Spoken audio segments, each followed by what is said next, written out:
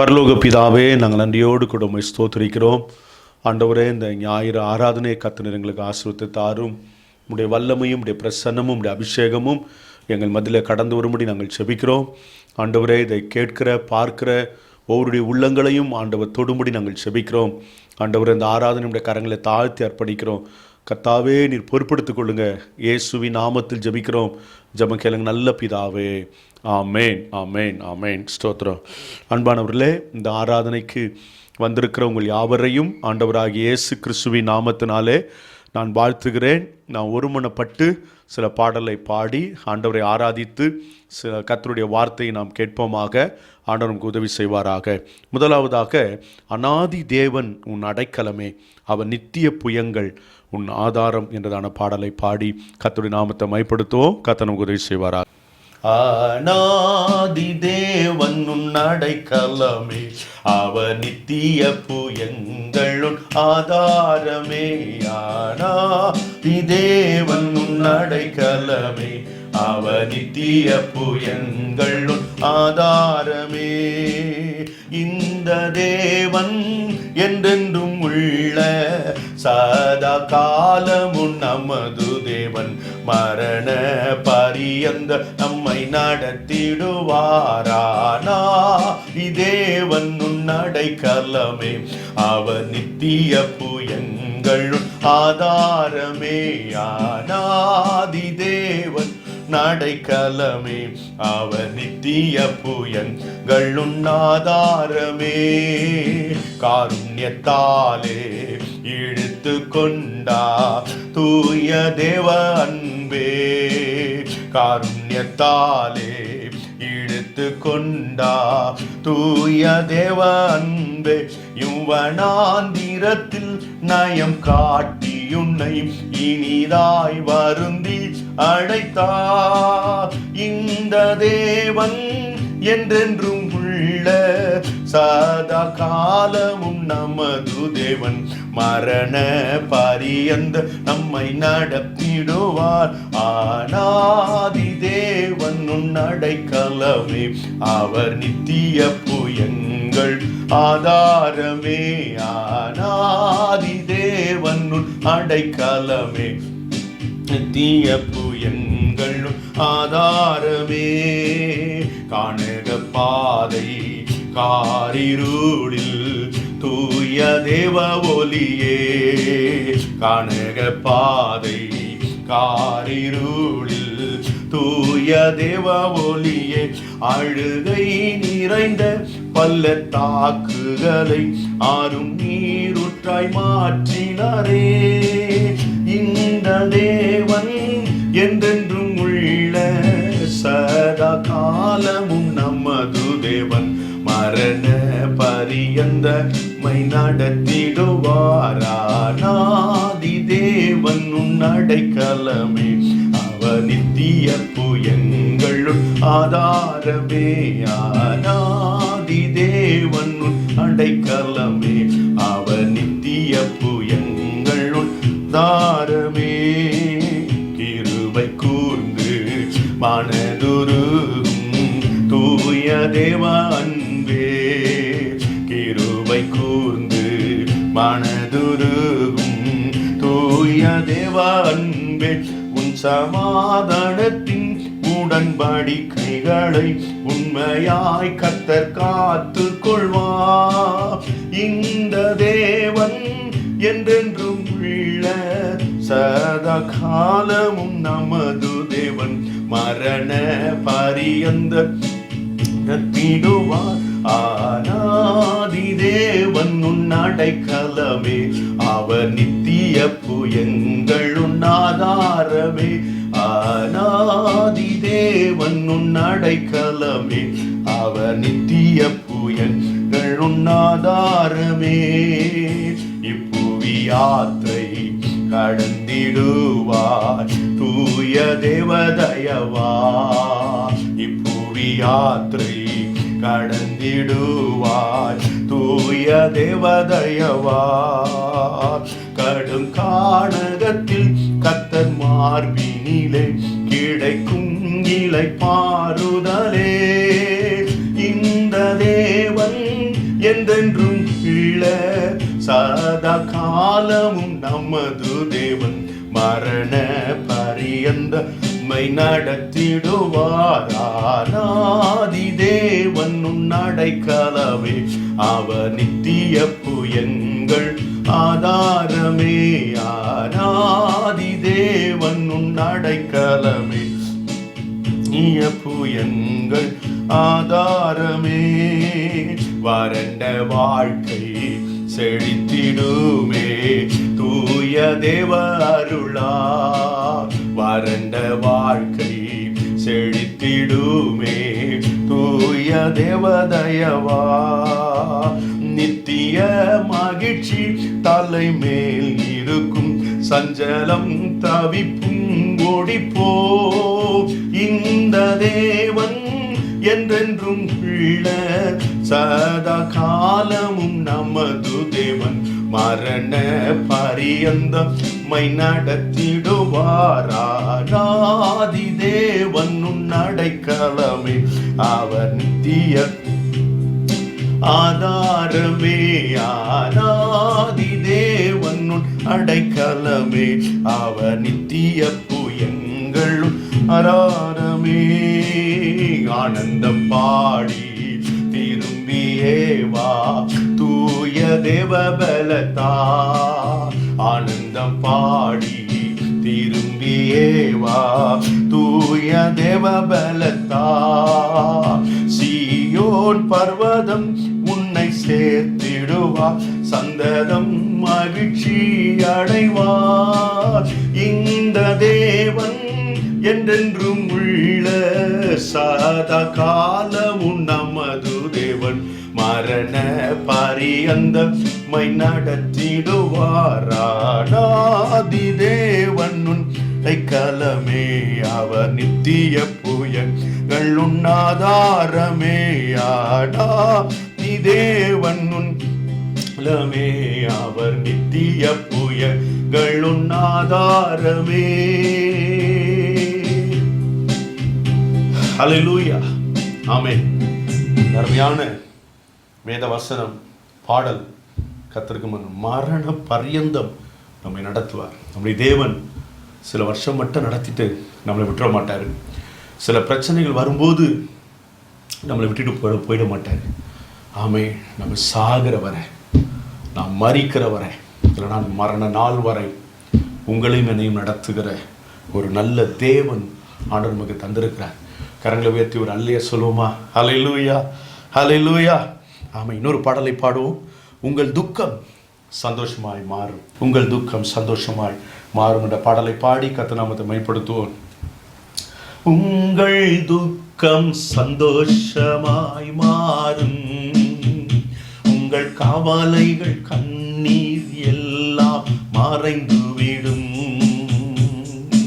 உங்கள் துக்கம் சந்தோஷமாய் மாறும், உங்கள் கவலைகள் கண்ணீர் எல்லாம் மறைந்துவிடும். கலங்காதே மகனே,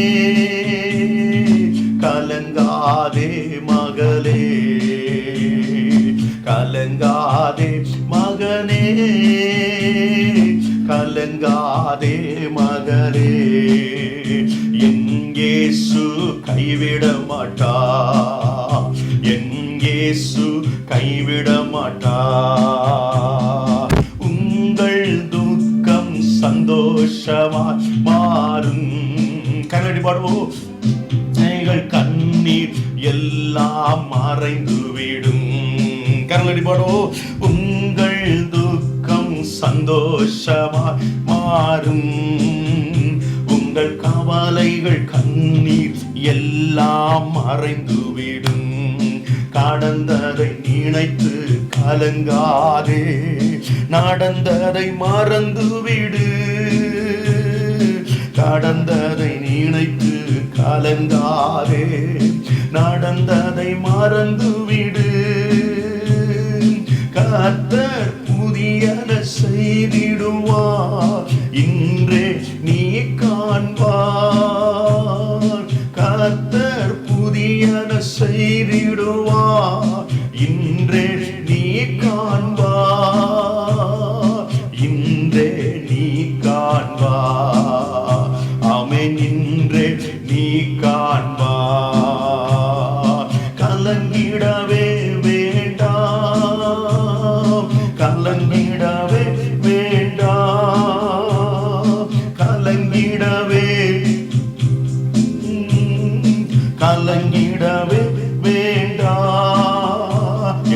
இயேசு கைவிட மாட்டார், என் இயேசு கைவிட மாட்டார். நொறுங்குண்ட இதயம் தேற்றுகிறார், உடைந்த உள்ளம் தாங்குகிறார். நொறுங்குண்ட இதயம் தேற்றுகிறார், உடைந்த உள்ளம் தாங்குகிறார். காயங்கள் அனைத்தையும் கட்டுகிறார், கண்ணீர் துடைக்கிறார். காயங்கள் அனைத்தையும் கண்ணீர் துடைக்கிறார், உன் கண்ணீர் துடைக்கிறார், உன் கண்ணீர் துடைக்கிறார். சேர்ந்து உங்கள் துக்கம் சந்தோஷமாய் மாறும், உங்கள் கவலைகள் கண்ணீர் எல்லாம் மறைந்துவிடும். உங்கள் துக்கம் சந்தோஷமாய் மாறும், உங்கள் கவலைகள் கண்ணீர் எல்லாம் மறைந்துவிடும். கலங்காதே மகனே, கலங்காதே மகளே, கலங்காதே மகனே, கலங்காதே மகளே. திராணிக்கு மேலாக சோதிக்கப்பட ஒரு நாளும் விடமாட்டார். திராணிக்கு மேலாக சோதிக்கப்பட ஒரு நாளும் தாங்கிடும் பலன் தருவார், தப்பி செல்ல வழி செய்வார். சொல்லுங்க, தாங்கிட பலன் தருவார், தப்பி செல்ல வழி செய்வார். நீ தப்பி செல்ல வழி செய்வார், நீ தப்பி செல்ல வழி செய்வார். கலங்கிடவே வேண்டாம், கலங்கிடவே வேண்டாம், கலங்கிடவே நல்லவர், கலங்கிடவே வேண்டாம். என் இயேசு கைவிட மாட்டார், என் இயேசு கைவிட மாட்டார். நல்லதோர் போராட்டம் போராடுவோம், விசுவாசம் காத்துக் கொள்வோம். சொல்லுவோம், நல்லதோர் போராட்டம் போராடுவோம், விசுவாசம் காத்துக் கொள்வோம். நீதியின் கிரீடம் நமக்கு உண்டு, நேசர் வருகையில் தந்திடுவார். நீதியின் கிரீடம் நமக்கு உண்டு, நேசர் வருகையில் தந்திடுவார். என் நேசர் வருகையில் தந்திடுவார், என் நேசர் வருகை தந்திடுவார். கலங்கிடவே வேண்டாம், கலங்கிடவே வேண்டாம். சொல்லுவோம், கலங்கிடவே கலங்கிடவே வேண்டாம். என் இயேசு கைவிட மாட்டார், என் இயேசு கைவிட மாட்டார்.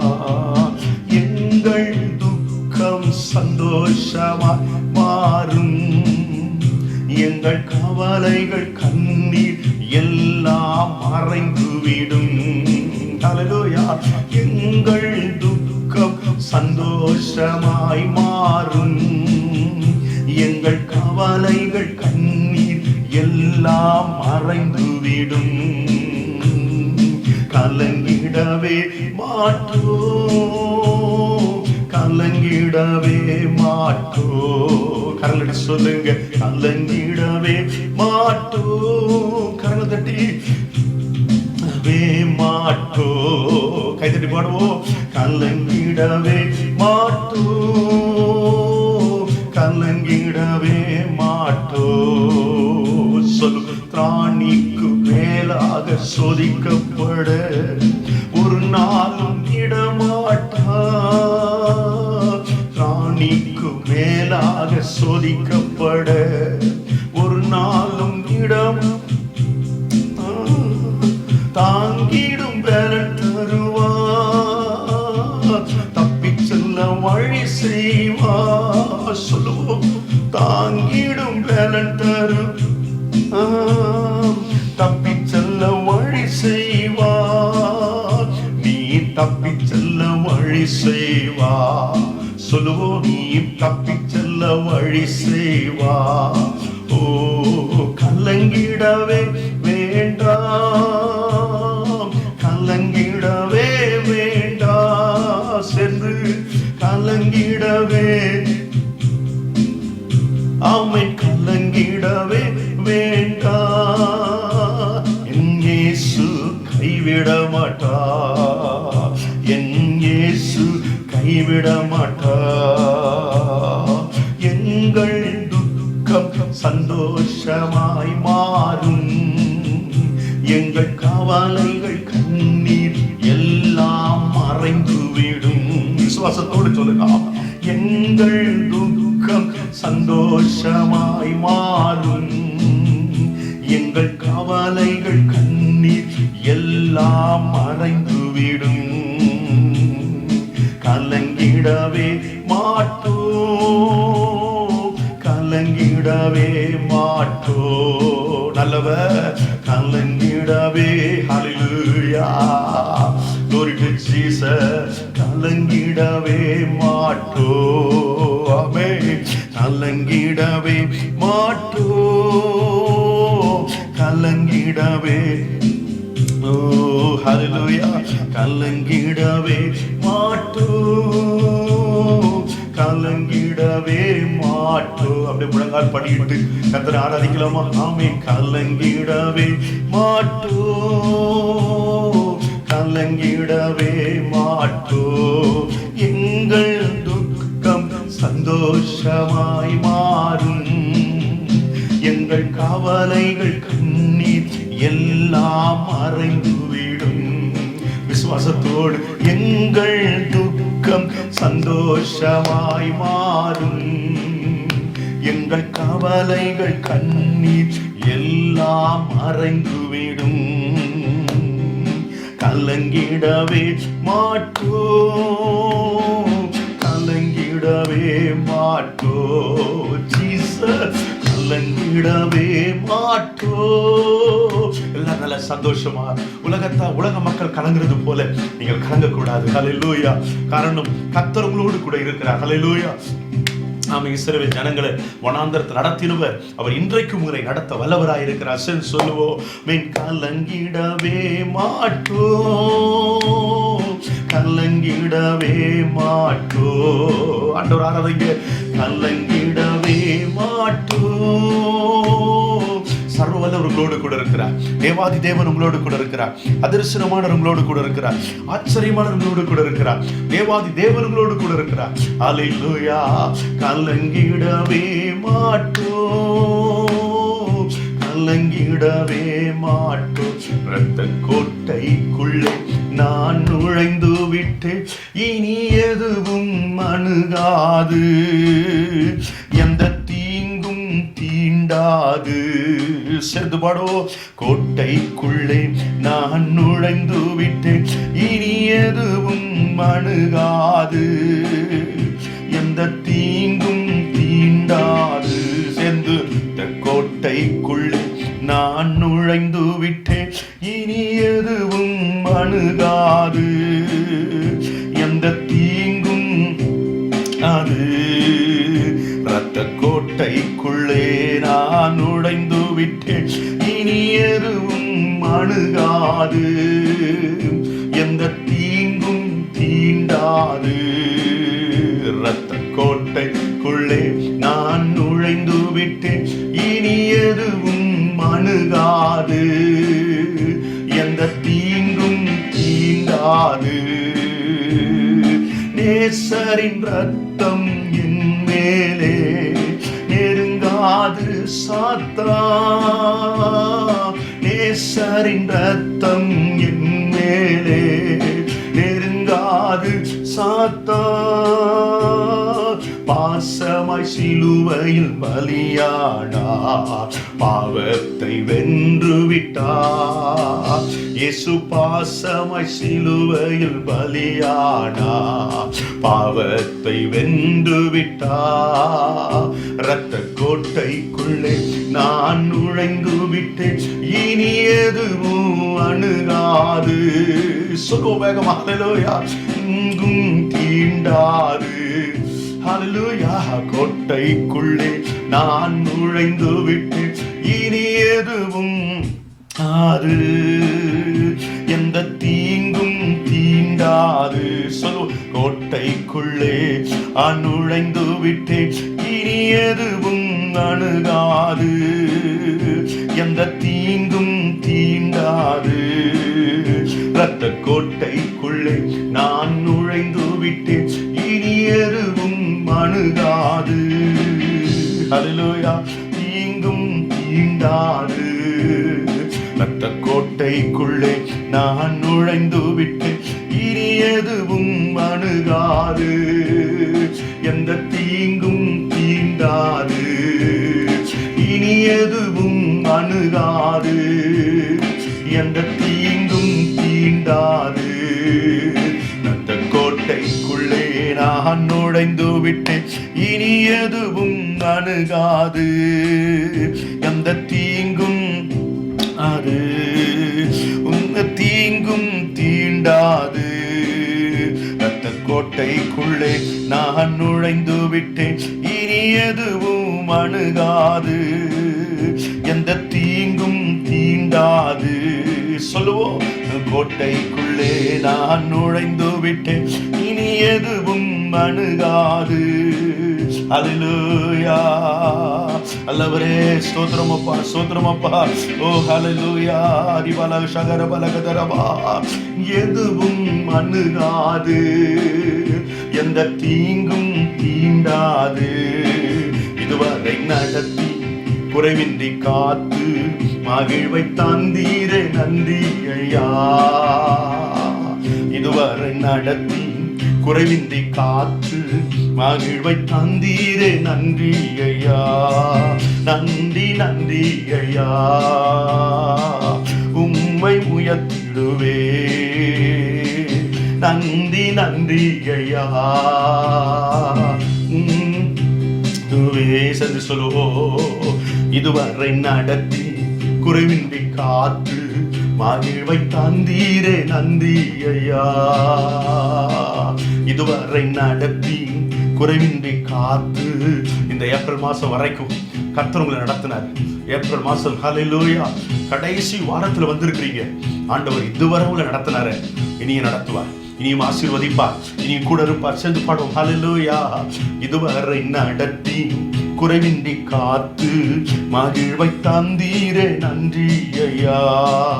இதுவரை நடத்தி குறைவின்றி காத்து மகிழ்வை தந்தீரே நன்றி யா.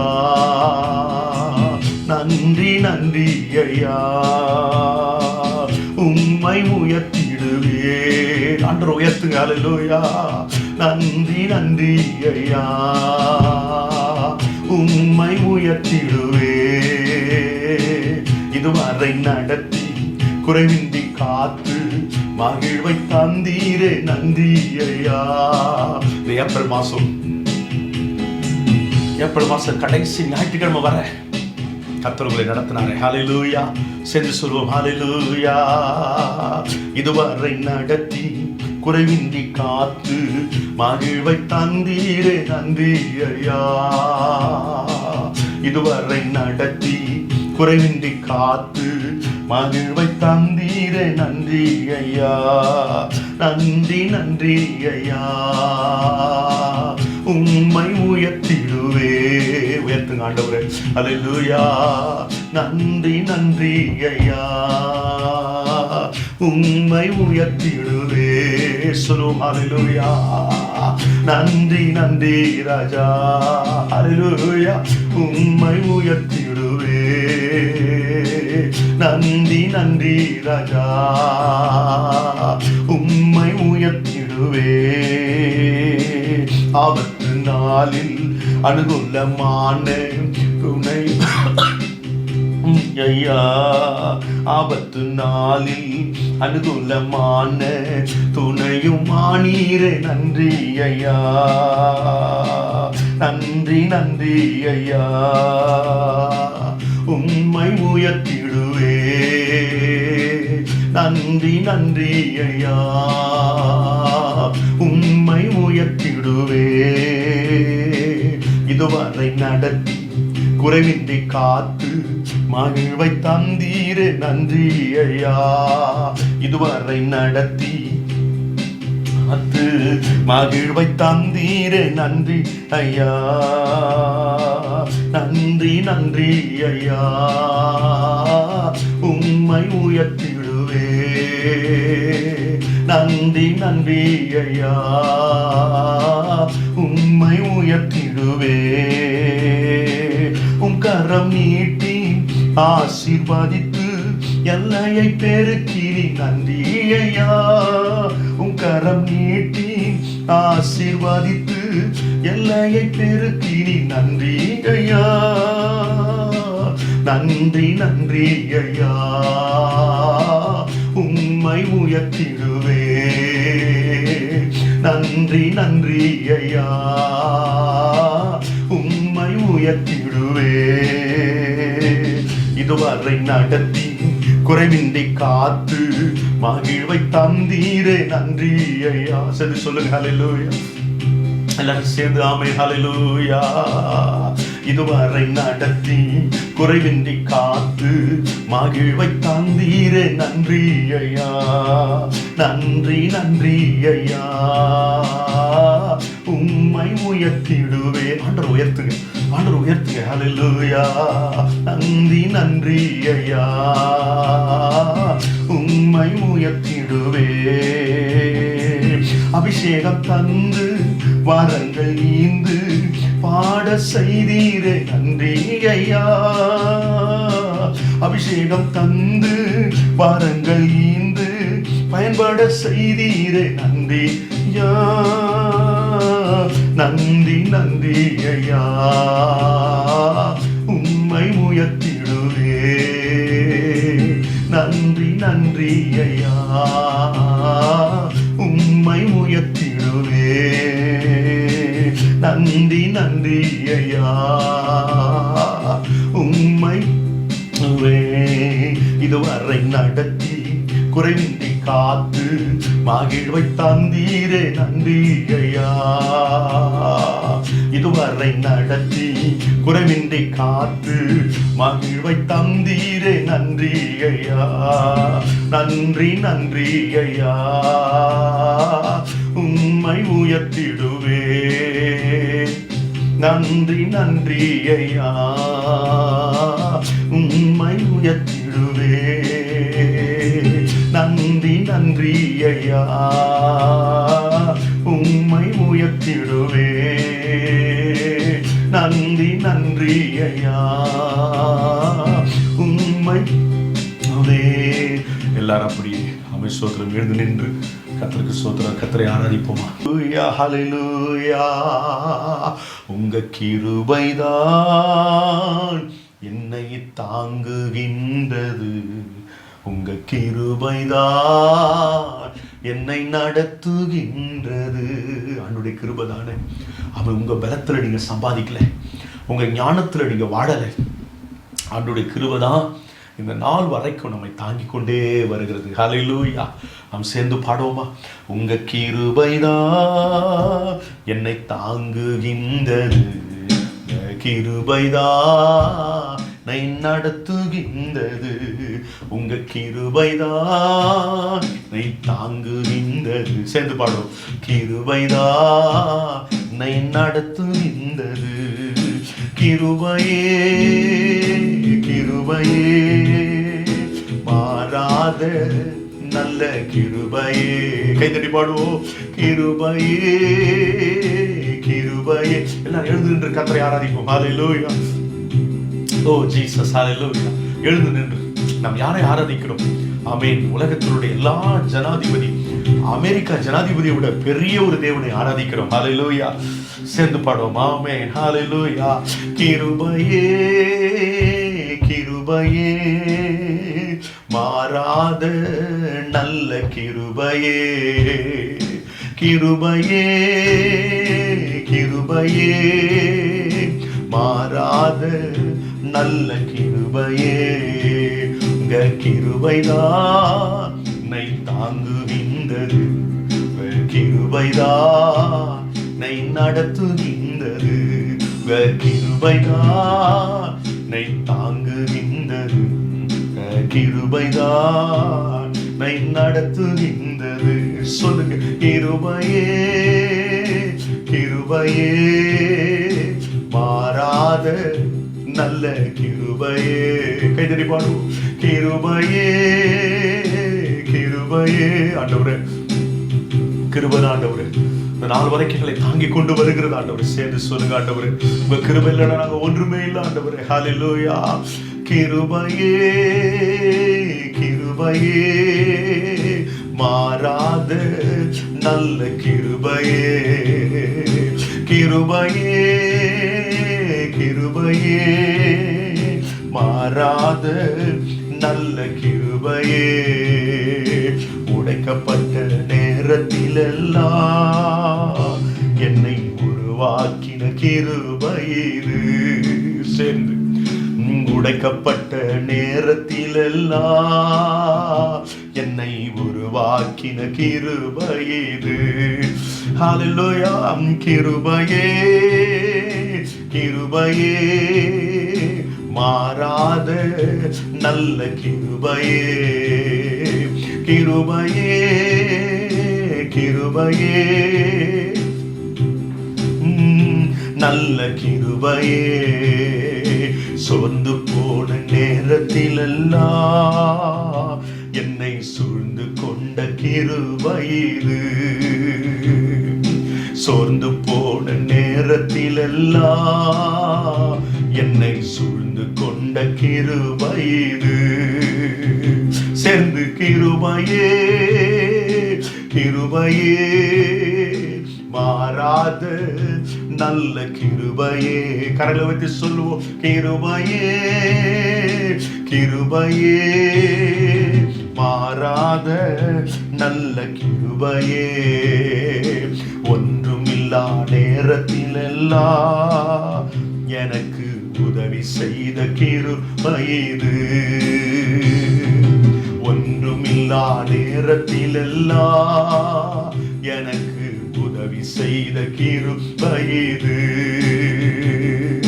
கிருபையே கிருபையே மாறாத நல்ல கிருபையே. சேர்ந்து சொல்லுவோம். கிருபையே கிருபையே மாறாத நல்ல கிருபையே, ஊழியத்தின் பாதையிலெல்லாம் என்னை உயர்த்தி வைத்த கிருபையே. ஆமென். ஊழியத்தின் பாதையிலெல்லாம் என்னை உயர்த்தி வைத்த கிருபையே, கிருபையே கிருபையே மாறாத நல்ல கிருபையே, கிருபையே கிருபையே மாறாத நல்ல கிருபையே, உங்க கிருபைதான் என்னை தாங்குகின்றது, கிருபைதான் என்னை நடத்துகின்றது, உங்க கிருபைதான் தாங்குகின்றது, கிருபைதான் என்னை நடத்துகின்றது, கிருபையே கிருபையே மாறாத. எல்லாரும் சேர்ந்து பயே எல்லா வீட்டில் உட்காந்து பாடுங்க. எல்லாராமே கிருபையே ஒரே ராகத்தோடு, ஒரே ராகத்தோடு. ஹல்லேலூயா. மாறாத நல்ல கிருபையே, கிருபையே கிருபையே மாறாத நல்ல கிருபையே, கிருபையே கிருபையே. இந்த நாட்களிலும் கூட அவை சூழ்நிலைகள் மோசமா இருக்கிற நாட்களிலும் கூட, வியாதிகள் பரவி வருகிற நாட்களிலும் கூட அவருடைய கிருபை நிச்சயமாய் உன்னை தாங்கும். அவருடைய கிருபை உன்னை பாதுகாக்கும். ஹல்லேலூயா. கிருபையே கிருபையே மாறாத நல்ல கிருபையே, கிருபையே கிருபையே மாறாத நல்ல கிருபையே.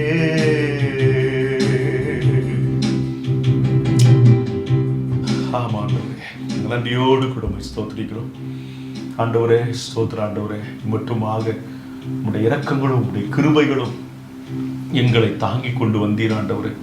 கொடான கொடி ஸ்தோத்திரம் ஸ்தோத்திரம் ஆண்டவரே. ஸ்தோத்திரப்பா. சத்துரு வெள்ளம் போல் வந்தபோது பரிசுத்த ஆவியானவர் கொடியேற்று நீர் ஆண்டவரே. எத்தனை அனுபவங்கள், எத்தனை போராட்டங்கள், எத்தனை பலவீனங்கள், எத்தனை துன்பங்கள், எத்தனை ஆண்டவரை நெருக்கங்கள், நிந்தனைகள், அவமானங்கள், எல்லாவற்றிலையும் நாங்கள் நிற்பதும், நாங்கள் நிர்மூலமாக இருப்பதும் உம்முடைய சுத்த கிருபை ஆண்டவரே. அதற்காக கோடான கோடி ஸ்தோத்திரம் ஸ்தோத்திரம் ஆண்டவரே. ஸ்தோத்திரப்பா. இதை பார்த்து கொண்டிருக்கிற உம்முடைய பிள்ளைகள் ஆண்டவரே ஸ்தோத்திரம், எத்தனை பாதைகளை கடந்து வந்தார்கள். ஓ ஹல்லேலூயா. டாக்டர்களால் கைவிடப்பட்ட ஒரு நிலைமை ஆண்டவரே. கணவன் மனைவி இனி வாழவே முடியாது, பிரிந்து போய்விடுவோம் என்ற நிலைமை. ஹல்லேலூயா. இனி என் வாழ்க்கையில் எதிர்காலமே இல்லை, அவ்வளவுதான், எல்லாம் முடிந்தது என்று சொல்லுகிற நிலைமை ஆண்டவரே. ஆனால் எத்தனை எத்தனை எத்தனை போராட்டங்கள், எத்தனை அலைகளுங்கள் வாழ்க்கையில. ஆனால் அவை எல்லாம் தாண்டி வரும்படியாக நீ செய்த நல்ல கிருபைகளுக்காக கோடான கோடி ஸ்தோத்திரம் ஆண்டவரே. கோடான கோடி ஸ்தோத்திரம் ஆண்டவரே. நாங்கள் நன்றியோடு கூட ஸ்தோத்திரிக்கிறோம். ஆமென் ஆண்டவர். உம்முடைய கிருபை நினைத்து இதை பார்த்து கொண்டிருக்கிற ஒவ்வொருவரும் உம்முடைய நாமத்தை மகிமைப்படுத்தட்டப்பா. நாமத்தை மகிமைப்படுத்தட்டும் ஆண்டவரே. ஹல்லேலூயா. எல்லாமே முடிந்தது, உன் வாழ்க்கை அவ்வளவுதான் என்று சொன்னார்கள் மகளே. ஹல்லேலூயா. அவ்வளவுதான். இன்றைக்கு ஆஸ்பத்திரிக்கு கூட்டின்னு போறாங்க. ஆமா, இனி அவங்க திரும்பி வரும்போது டெட் பாடியா தான் வருவாங்க அப்படின்னு உன்னை குறித்து நினைத்த நாட்கள் உண்டு. தீர்க்கசனமாய் சொல்லுகிறேன். ஹல்லேலூயா ஹல்லேலூயா ஹல்லேலூயா. ஸ்தோத்திரம். ஆமென். நீ அவள் திரும்பி வர முடியாது என்று சொன்னார்கள். ஹல்லேலூயா. ஆனால் இன்றைக்கு நீ உயிரோடு கூட இத்தனை ஆண்டு காலம் நீ வாழ்கிறாய் என்று சொன்னால் ஆமென், கண்களுக்கு ஆச்சரியமாய் இருக்கிறது என்று வேதத்திலே வாசிக்கிறது போல உன்னுடைய வாழ்க்கையே சாட்சிதான். உன்னுடைய ஜீவியமே கர்த்தருக்கு ஸ்தோத்திர சாட்சிதான். உன் வீட்டின் பக்கத்தில் நடமாடி கொண்டிருக்கிறாயே, அதுவே பெரிய சாட்சிதான். ஹல்லேலூயா. ஆமென். ஹல்லேலூயா. ஓ ஜீசஸ் லார்ட். ஹல்லேலூயா. ஓ கர்த்தர் நல்லவர், கர்த்தர் நல்லவர், கர்த்தர் நல்லவர். வாழ்க்கையில் நினைத்திருப்பாய், நான் படிக்க முடியாது, நான் இன்னைக்கு முன்னுக்கு வரவே முடியாது என்று நினைத்திருப்பாய். ஆனால் இன்னைக்கு டிகிரியை முடித்து ஆமென் ஸ்தோத்திரம் ஒரு நல்ல வேலைக்கு போக கர்த்தர் உனக்கு உதவி செய்திருக்கிறார். ஹல்லேலூயா. காரணம் என்ன? உன் சாமர்த்தியம் அல்ல, உன் பலன் அல்ல. ஹல்லேலூயா. அவருடைய கிருபை, அவருடைய கிருபை, அவருடைய கிருபை. ஹல்லேலூயா. அதை நினைத்து ஆண்டவரை மகிமைப்படுத்து. அவருடைய கிருபை யாருக்கு? தாழ்மை உள்ளவர்களுக்கு அவர் கிருபை அளிக்கிறார் என்று சொல்லப்பட்டிருக்கிறது.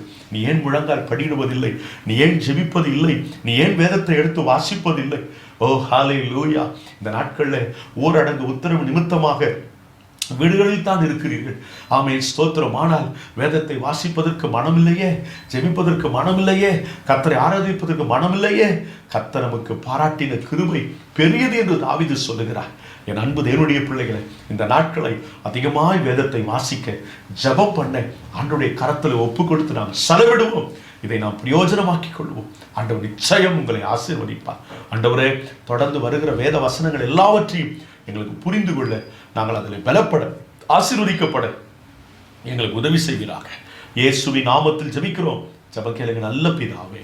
ஆமென் ஆமென் ஆமென் ஆமென் ஆமென் ஆமென். ஸ்தோத்திரம். ஆமென். God bless you. கர்த்தருக்கு ஸ்தோத்திரம். ஆமென். அன்பானவர்களே, நீங்கள் இருக்கிற இடங்களிலே நீங்கள் அமர்ந்து கொள்ளும்படி நான் உங்களை அன்பாய் கேட்கிறேன். கர்த்தர் உங்களை ஆசீர்வதிப்பாராக. இந்த நாளிலே ஒரு தேவ செய்திக்கு நேராய் நாம் கடந்து செல்லுவோம். கர்த்தருடைய பரிசுத்த நாமத்திற்கு மகிமை உண்டாவதாக. அன்பானவர்களே, நாம் இந்த நாளிலே கர்த்தருடைய வார்த்தைகளை நாம் கேட்போம். நீங்கள் வேதத்தை எடுத்து வைத்துக்கொள்ளும்படி நான் உங்களை அன்பாய் கேட்கிறேன். கர்த்தர் நல்லவர். உங்களை ஆண்டவர் ஆசீர்வதிப்பாராக. கர்த்தருக்கு ஸ்தோத்திரம். ஏசாயா தீர்க்கதரிசி புத்தகம் 28ஆம் அதிகாரம் 8, 9, 10, 11, 12 வசனங்களை நாம் வாசிப்போம். ஏசாயா தீர்க்கதரிசி புத்தகம் 28ஆம் அதிகாரம் 8, 9, 10, 11, 12 வசனங்கள் வரை நாம் வாசிப்போம். போஜன பீடங்கள் எல்லாம் வாந்தியினாலும் அசுத்தத்தினாலும் நிறைந்திருக்கிறது, சுத்தமான இடம் இல்லை. அவர் யாருக்கு அறிவை போதிப்பார்? யாருக்கு உபதேசத்தை உணர்த்துவார்? பால் மறந்தவர்களுக்கும் முளை மறக்க பண்ணப்பட்டவர்களுக்குமே.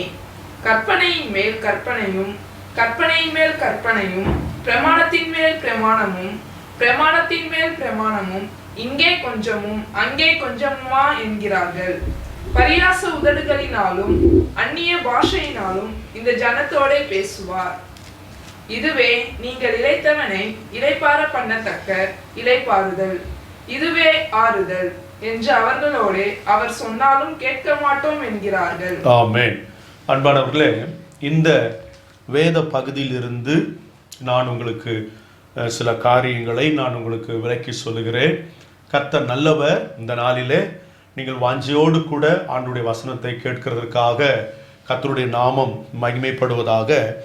என்னுடைய செய்தி என்னவென்று சொல்லி கேட்டால், ஏசாயா தீர்க்கதரிசி புத்தகம் 28ஆம் அதிகாரத்தில் 8, 9 வசனங்கள் தான் என் செய்தியினுடைய மிகவும் மையமாக இருக்கிறது. போஜன பீடங்கள் எல்லாம் வாந்தியினாலும் அசுத்தத்தினாலும் நிறைந்திருக்கிறது, சுத்தமான இடம் இல்லை. அவர் யாருக்கு அறிவை போதிப்பார்? யாருக்கு உபதேசத்தை உணர்த்துவார்? பால் மறந்தவர்களுக்கும் முளை மறக்க பண்ணப்பட்டவர்களுக்குமே என்று வேதத்தில் சொல்லப்பட்டிருக்கிறது. அன்பானவர்களே, இந்த 2 வசனத்தை தான் நான் மையமாக உங்களுக்கு நான் விளக்கி சொல்ல போகிறேன். அதற்கு முன்னதாக இந்த வசனத்தினுடைய முன்பு பின்பு உள்ள காரியங்களை நான் உங்களுக்கு சொல்ல விரும்புகிறேன். அன்பானவர்களே, ஏசாயா தீர்க்கதரிசி புத்தகம் 28ஆம் அதிகாரம் 11ஆம் வசனமும் 12ஆம் வசனமும் என்ன சொல்லுகிறது என்று சொல்லி கேட்டால், இந்த ஜனத்தோடு அவர் பேசுவார், இதுவே நீங்கள் இளைத்தவனை இளைப்பாற பண்ணத்தக்க இளைப்பாறுதல், இதுவே ஆறுதல் என்று அவளோடு கூட அவர் சொன்னாலும் கேட்க மாட்டோம் என்கிறார்கள். ஹல்லேலூயா. ஆண்டவர் சொல்லுகிறார் 11ஆம் வசனத்தினுடைய பின்பகுதி, இந்த ஜனத்தோடு பேசுவார், இதுவே அவர்களுக்கு ஆறுதல். ஹல்லேலூயா. என கண்பான தேவனுடைய பிள்ளைகளே, பொதுவாக இன்றைக்கு இந்த உலகமே கொரோனா என்ற வியாதியினாலே கலங்கி கொண்டிருக்கிறது. பலவிதமான சூழ்நிலைகள், அவையெல்லாம் சொல்ல முடியாத அளவுக்கு பல விதங்களிலே தேசம் போய்கொண்டிருக்கிறது. என்னுடைய பிள்ளைகளே, ஒவ்வொரு நாளும் அந்த மரண எண்ணிக்கைகள் அதிகமாய் கொண்டிருக்கிறது. பாதிக்கப்படுகளுடைய எண்ணிக்கை அதிகமாய் கொண்டிருக்கிறது. தேசம் முழுவதும் பாதிக்கப்பட்ட ஒரு சூழ்நிலையில என்ன செய்வதென்று கலங்கி நிற்கிற ஒரு சூழலிலே ஜனங்கள், அதிபதிகள், பெரிய ஆட்கள் காணப்பட்டு கொண்டிருக்கிறார்கள். இந்த நாட்களிலே வேதவசனம் சொல்லுகிறது, அவர் இந்த ஜனத்தோடு கூட அவர் பேசுவார், இதுவே ஆறுதல் என்று வேதத்திலே வாசிக்கிறோம். ஹல்லேலூயா. என கண்பானவர்களே, இந்த நாட்களில் ஜனங்கள் ஆறுதலை தேடுகிற ஒரு நாட்கள். என்னை ஆற்ற மாட்டார்களா, எனக்கு ஆறுதலான வார்த்தைகள் கிடைக்காதா என்று மனிதருடைய வார்த்தைகளை எதிர்பார்த்து காத்து கொண்டிருக்கிற நாட்கள். அன்பானவர்களே, நாம் நியூஸ்ல நாம் கேட்கும்போது கூட சில காரியங்களெல்லாம் சொல்லிக்கொண்டே வரும்போது அந்த நியூஸ்ல சொல்லுகிறார்கள், இத்தனை பேர் குணமாக்கப்பட்டவர்களாக வீடுகளுக்கு திரும்பி போனார்கள் என்ற வார்த்தையை நாம் கேட்கும்போது நம்முடைய உள்ளம் சந்தோஷப்படுகிறது. அன்பானவர்களே, பல நிலைமைகளில் ஜனங்கள் டிவியை போட்டு பார்த்து அதன் மூலம் ஒரு ஆறுதல் கிடைக்காதா, அதில் பேசுகிறவர்கள் மூலம் எங்களுக்கு ஒரு ஆறுதல் கிடைக்காதா என்று பல நிலைமைகளில் இந்த சூழல், இந்த நிலவரங்கள் எல்லாம் எதிர்பார்த்து கொண்டிருக்கிற ஒரு நிலைமை. கொரோனாவினாலே ஒரு வீடு பாதிக்கப்பட்டால் அந்த வீட்டில் உள்ளவர்கள் எல்லாரையும் கொண்டு போய் செக் பண்றாங்க. எதிர் வீட்டில் உள்ளவங்களை கொண்டு போய் செக் பண்றாங்க. அந்த ஏரியாவில் யாருமே அந்த தெருவில் போக முடியாதபடி பேரிகார்ட் போட்டு அவைகளை மறைத்து விடுகிறார்கள். பல விதமான ஒரு தனிமைப்படுத்துகிற ஒரு சூழ்நிலை. பலர் வேலைகளை செய்ய முடியாதபடி வீடுகளில் இருக்கிறதான சூழ்நிலை. இப்படி எதிர்காலங்களை குறித்து ஜனங்கள் இப்பொழுது யோசித்து கொண்டிருக்கக்கூடிய ஒரு நெருக்கமான ஒரு காலகட்டத்தில் நாம் போய்கொண்டிருக்கிறோம். ஆனால் நம்முடைய வாழ்க்கையில அன்பானவர்களே, எது ஆறுதல்? இந்த ஜனத்தோடு அவர் பேசுவார். ஹல்லேலூயா! இந்த ஜனத்தோடு கூட அவர் பேசுவார். என அன்பானவர்களே, இந்த வசனத்தை கேட்டுக்கொண்டிருக்கிற உங்களுடைய வாழ்க்கையில இந்த உலகத்தில் எதுவும் உங்களை இந்த நாட்களில் ஆறுதல் படுத்த முடியாது. ஆனால் ஒன்றை நீங்கள் மையமாய் கொள்ளுங்கள், நீங்கள் ஒன்றை முக்கியப்படுத்துங்கள். என்னவர் சொல்லி கேட்டார், ஆண்டவரே, நாங்கள் போய்கொண்டிருக்கிற இந்த சூழ்நிலையில, இப்படிப்பட்ட நிலைமைகளில ஆண்டவரே, நீர் எங்களோடு கூட பேசும் ஆண்டவரே. அதுதான் எங்களுடைய ஆத்துமாவுக்கு இளைப்பாறுதல், அதுதான் எங்களுக்கு ஆறுதல் என்று நீங்கள் அவரை நோக்கி பார்ப்பீர்களானால், அன்பானவர்களே, வேதம் சொல்லுகிறது, இந்த ஜனத்தோடு அவர் பேசுவார். இதுவே நீங்கள் இளைத்தவனை இளைப்பாற பண்ணத்தக்கதாக இளைப்பாறுதல், இதுவே ஆறுதல் என்று அவர்களோடு கூட சொல்லுங்கள். ஹல்லேலூயா!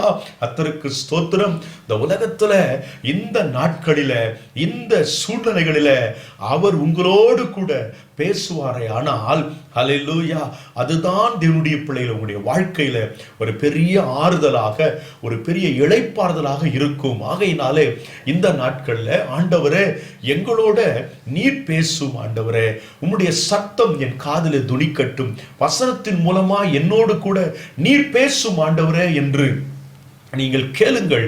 நீங்கள் அவருடைய பிள்ளைகள். நிச்சயமாக அவர் பேசினால், ஹல்லேலூயா, கர்த்தருக்கு ஸ்தோத்திரம், உங்களுக்கு ஒரு பெரிய தைரியம் உண்டாகும். இந்த சூழ்நிலையில ஒரு பெரிய ஆறுதல் உண்டாகும். ஆமென். அவர் சொல்லுகிற வார்த்தை தான் நமக்கு மிக மிக முக்கியமானது. தேவனுடைய பிள்ளைகளை, கர்த்தருடைய நாமம் மையப்படுவதாக. வேதத்துல 100க்கு அதிபதி என்ற ஒரு மனிதன் இயேசுவிடத்தில் வந்து அவரை பார்த்து சொன்னான், ஆண்டவரே, என்னுடைய வேலைக்காரன் கொடிய வேதனை, வியாதியினாலே கொடிய வேதனைப்பட்டு கொண்டிருக்கிறார். ஆனால் நீர் வர வேண்டும் என்று அல்ல, நீர் ஒரு வார்த்தை சொன்னால் என் வேலைக்காரன் சுகமாவான் என்று சொன்னான். ஹல்லேலூயா! அன்பானவர்களே, உலக மக்களைப் போல நீங்கள் கலங்கி தவித்து உலக காரியங்களை பேசி சோர்ந்து போகாதிருங்கள். ஆனால் உங்களுக்கு ஒரு தேவன் ஒருவர் இருக்கிறார், ஒரு பேசுகிற ஆண்டவர் இருக்கிறார். நீங்கள் அவருடைய சொத்து, நீங்கள் அவருடைய பிள்ளைகள். ஹல்லேலூயா! டிவியை போட்டு ஏதாவது ஊழியக்காரர்கள் பேச மாட்டார்களா என்று அதற்காக நீங்கள் காத்து கொண்டிருக்கிறீர்கள். அது நல்லது. ஆனால் அதைவிட நல்லது என்ன தெரியுமா? ஹல்லேலூயா! அவன் உங்களோடு கூட பேசுகிற ஒரு நல்ல ஆண்டவர் இருக்கிறார்.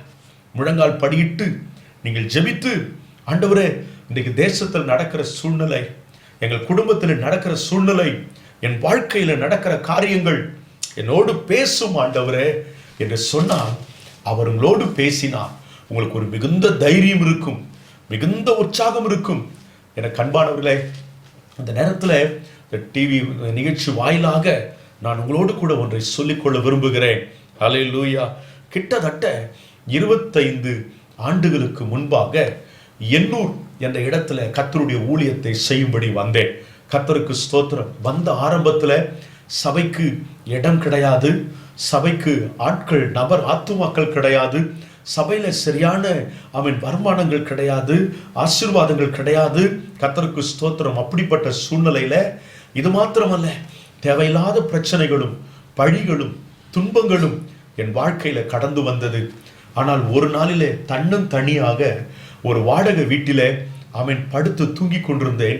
5 மணிக்கு எழுந்து ஜெபம் பண்ணக்கூடிய நான் என்னுடைய எதிர்காலம் எல்லாம் இருளாயிருக்கிற சூழ்நிலையில நான் சோர்ந்து போய் படுத்து கொண்டிருந்த போது தேவன் வந்து என்னோடு கூட பேசினார்.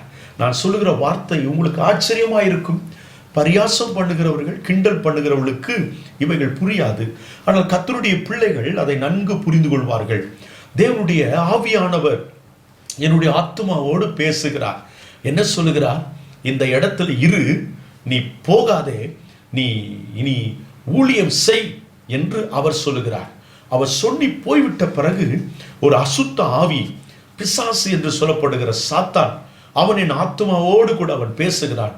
அவன் சொல்லுகிறான், இந்த இடத்துல உன்னால் ஊழியம் செய்ய முடியாது, இந்த இடத்தை விட்டு நீ போய்விடு, பிரச்சனைகள் மேல பிரச்சனைகள் வந்து கொண்டே இருக்கும் என்று அவனோடு கூட பேசுகிறான். அவன் பேசும்போது நீங்க பாத்தீங்கன்னா அவன் சொல்றது 100க்கு 100 கரெக்ட். அன்னைக்கே அவ்வளவு பிரச்சனை, இனி எப்படிதான் பிரச்சனைகளை சகிக்க போறோமோ தெரியல அப்படின்ற மாதிரி பயங்கரமான சூழ்நிலையினுடைய பிள்ளைகளை பிசாசு போய்விட்டான்.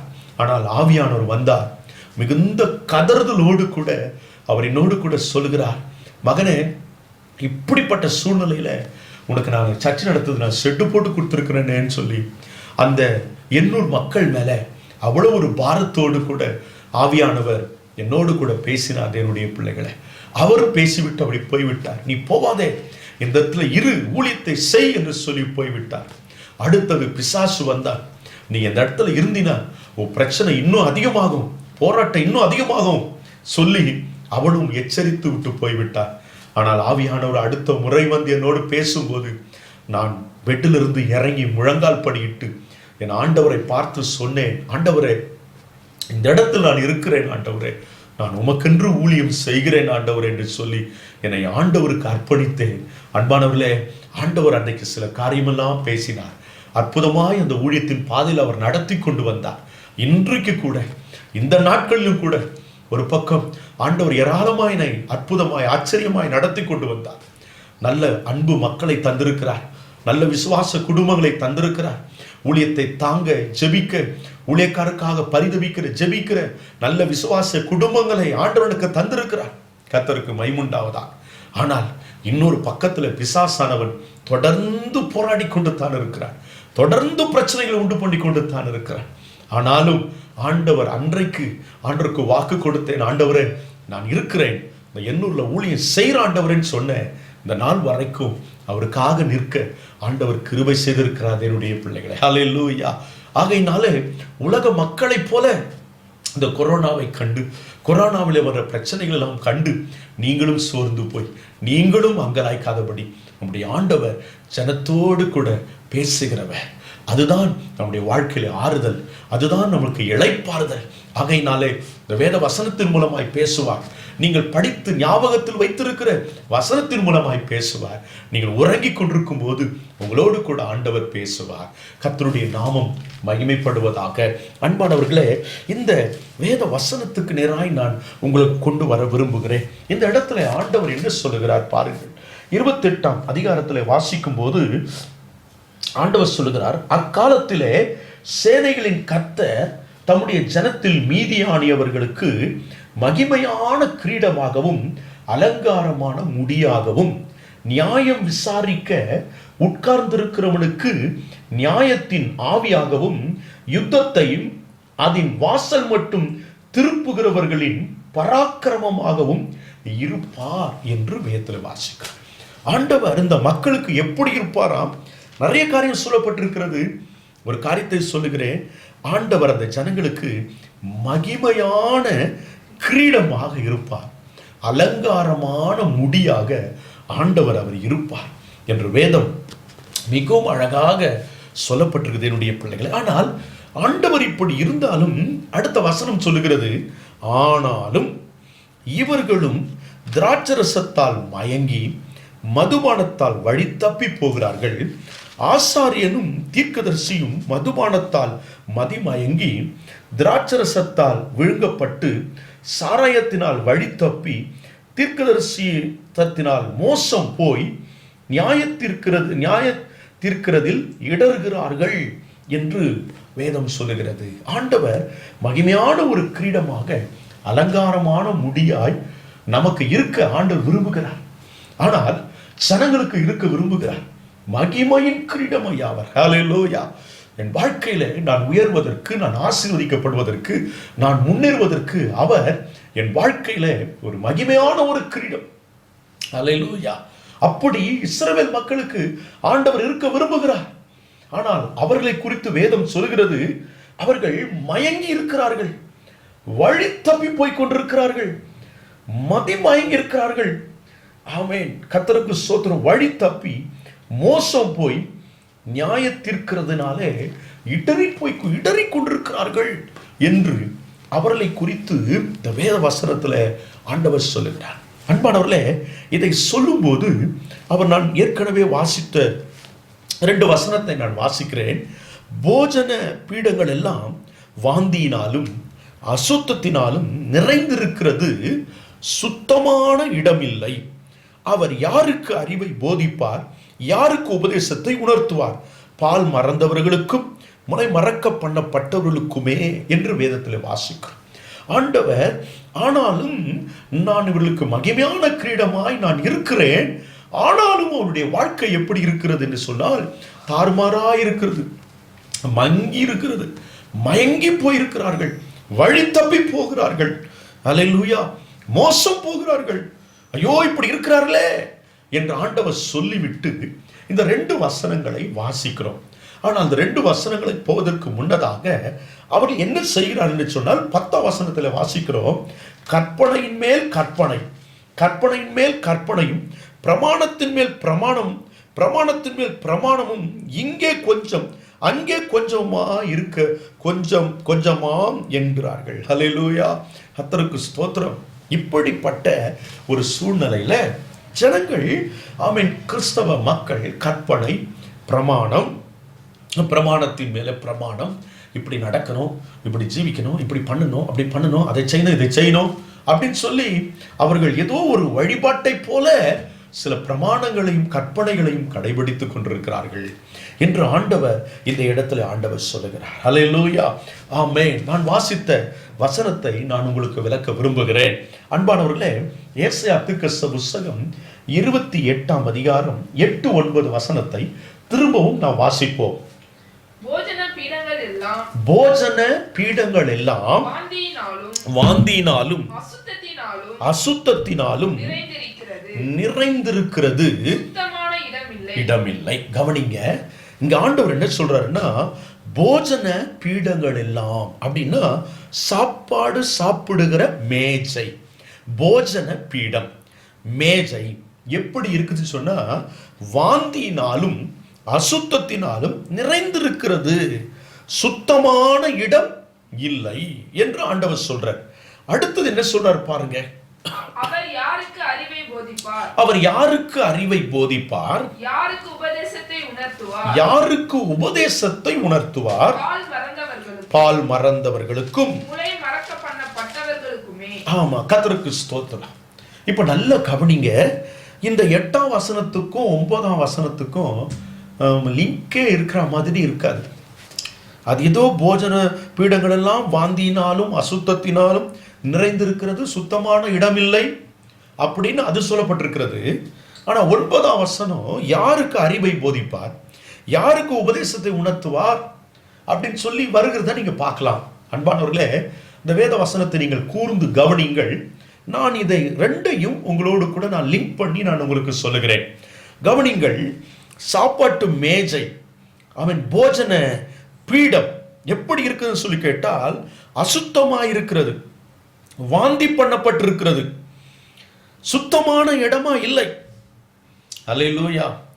இதை சொல்லிவிட்டு அவர் சொல்லுகிறார் அடுத்த வசனத்துல, யாருக்கு அறிவை போதிப்பார், யாருக்கு உபதேசத்தை உணர்த்துவார், பால் மறந்தவர்களுக்கும் முளை மறக்க பண்ணப்பட்டவர்களுக்குமே என்று சொல்லப்பட்டிருக்கு. அப்படியானால் இதனுடைய அர்த்தம் என்னவென்று சொல்லி கேட்டால், போஜன பீடத்தின் மேலே ஆமீன் ஏன் வாந்தியினாலும் அசுத்தத்தினாலும் நிறைந்திருக்கிறது, ஏன் போஜன பீடம் சுத்தமா இல்லை என்றால், அடுத்த வசனத்தை நாம் புரிந்து கொள்ள வேண்டும். என்ன சொல்லுன்னு சொன்னால், எனக்கு அன்பானவர்களே, ஒரு பெரியவர்கள் உட்கார்ந்து சாப்பாடு சாப்பிடுவதை, ஆகாரங்களை உண்ணுவதை நீங்கள் கவனித்திருக்கலாம். சில நேரங்களில் சாப்பாடு ஒரு சாப்பாடு கூட கீழே விழாம அந்த மேஜையில அவ்வளோ அழகா சாப்பிட்டு அவள் எழுந்து போகிறதை நாம் பார்த்திருக்கிறோம். ஆனால் இந்த இடத்துல வாந்தி பண்ணப்படுகிறது. அந்த இடத்துல போஜனங்கள் எல்லாம் சுத்தம் இல்லாமல் இருக்கிறது.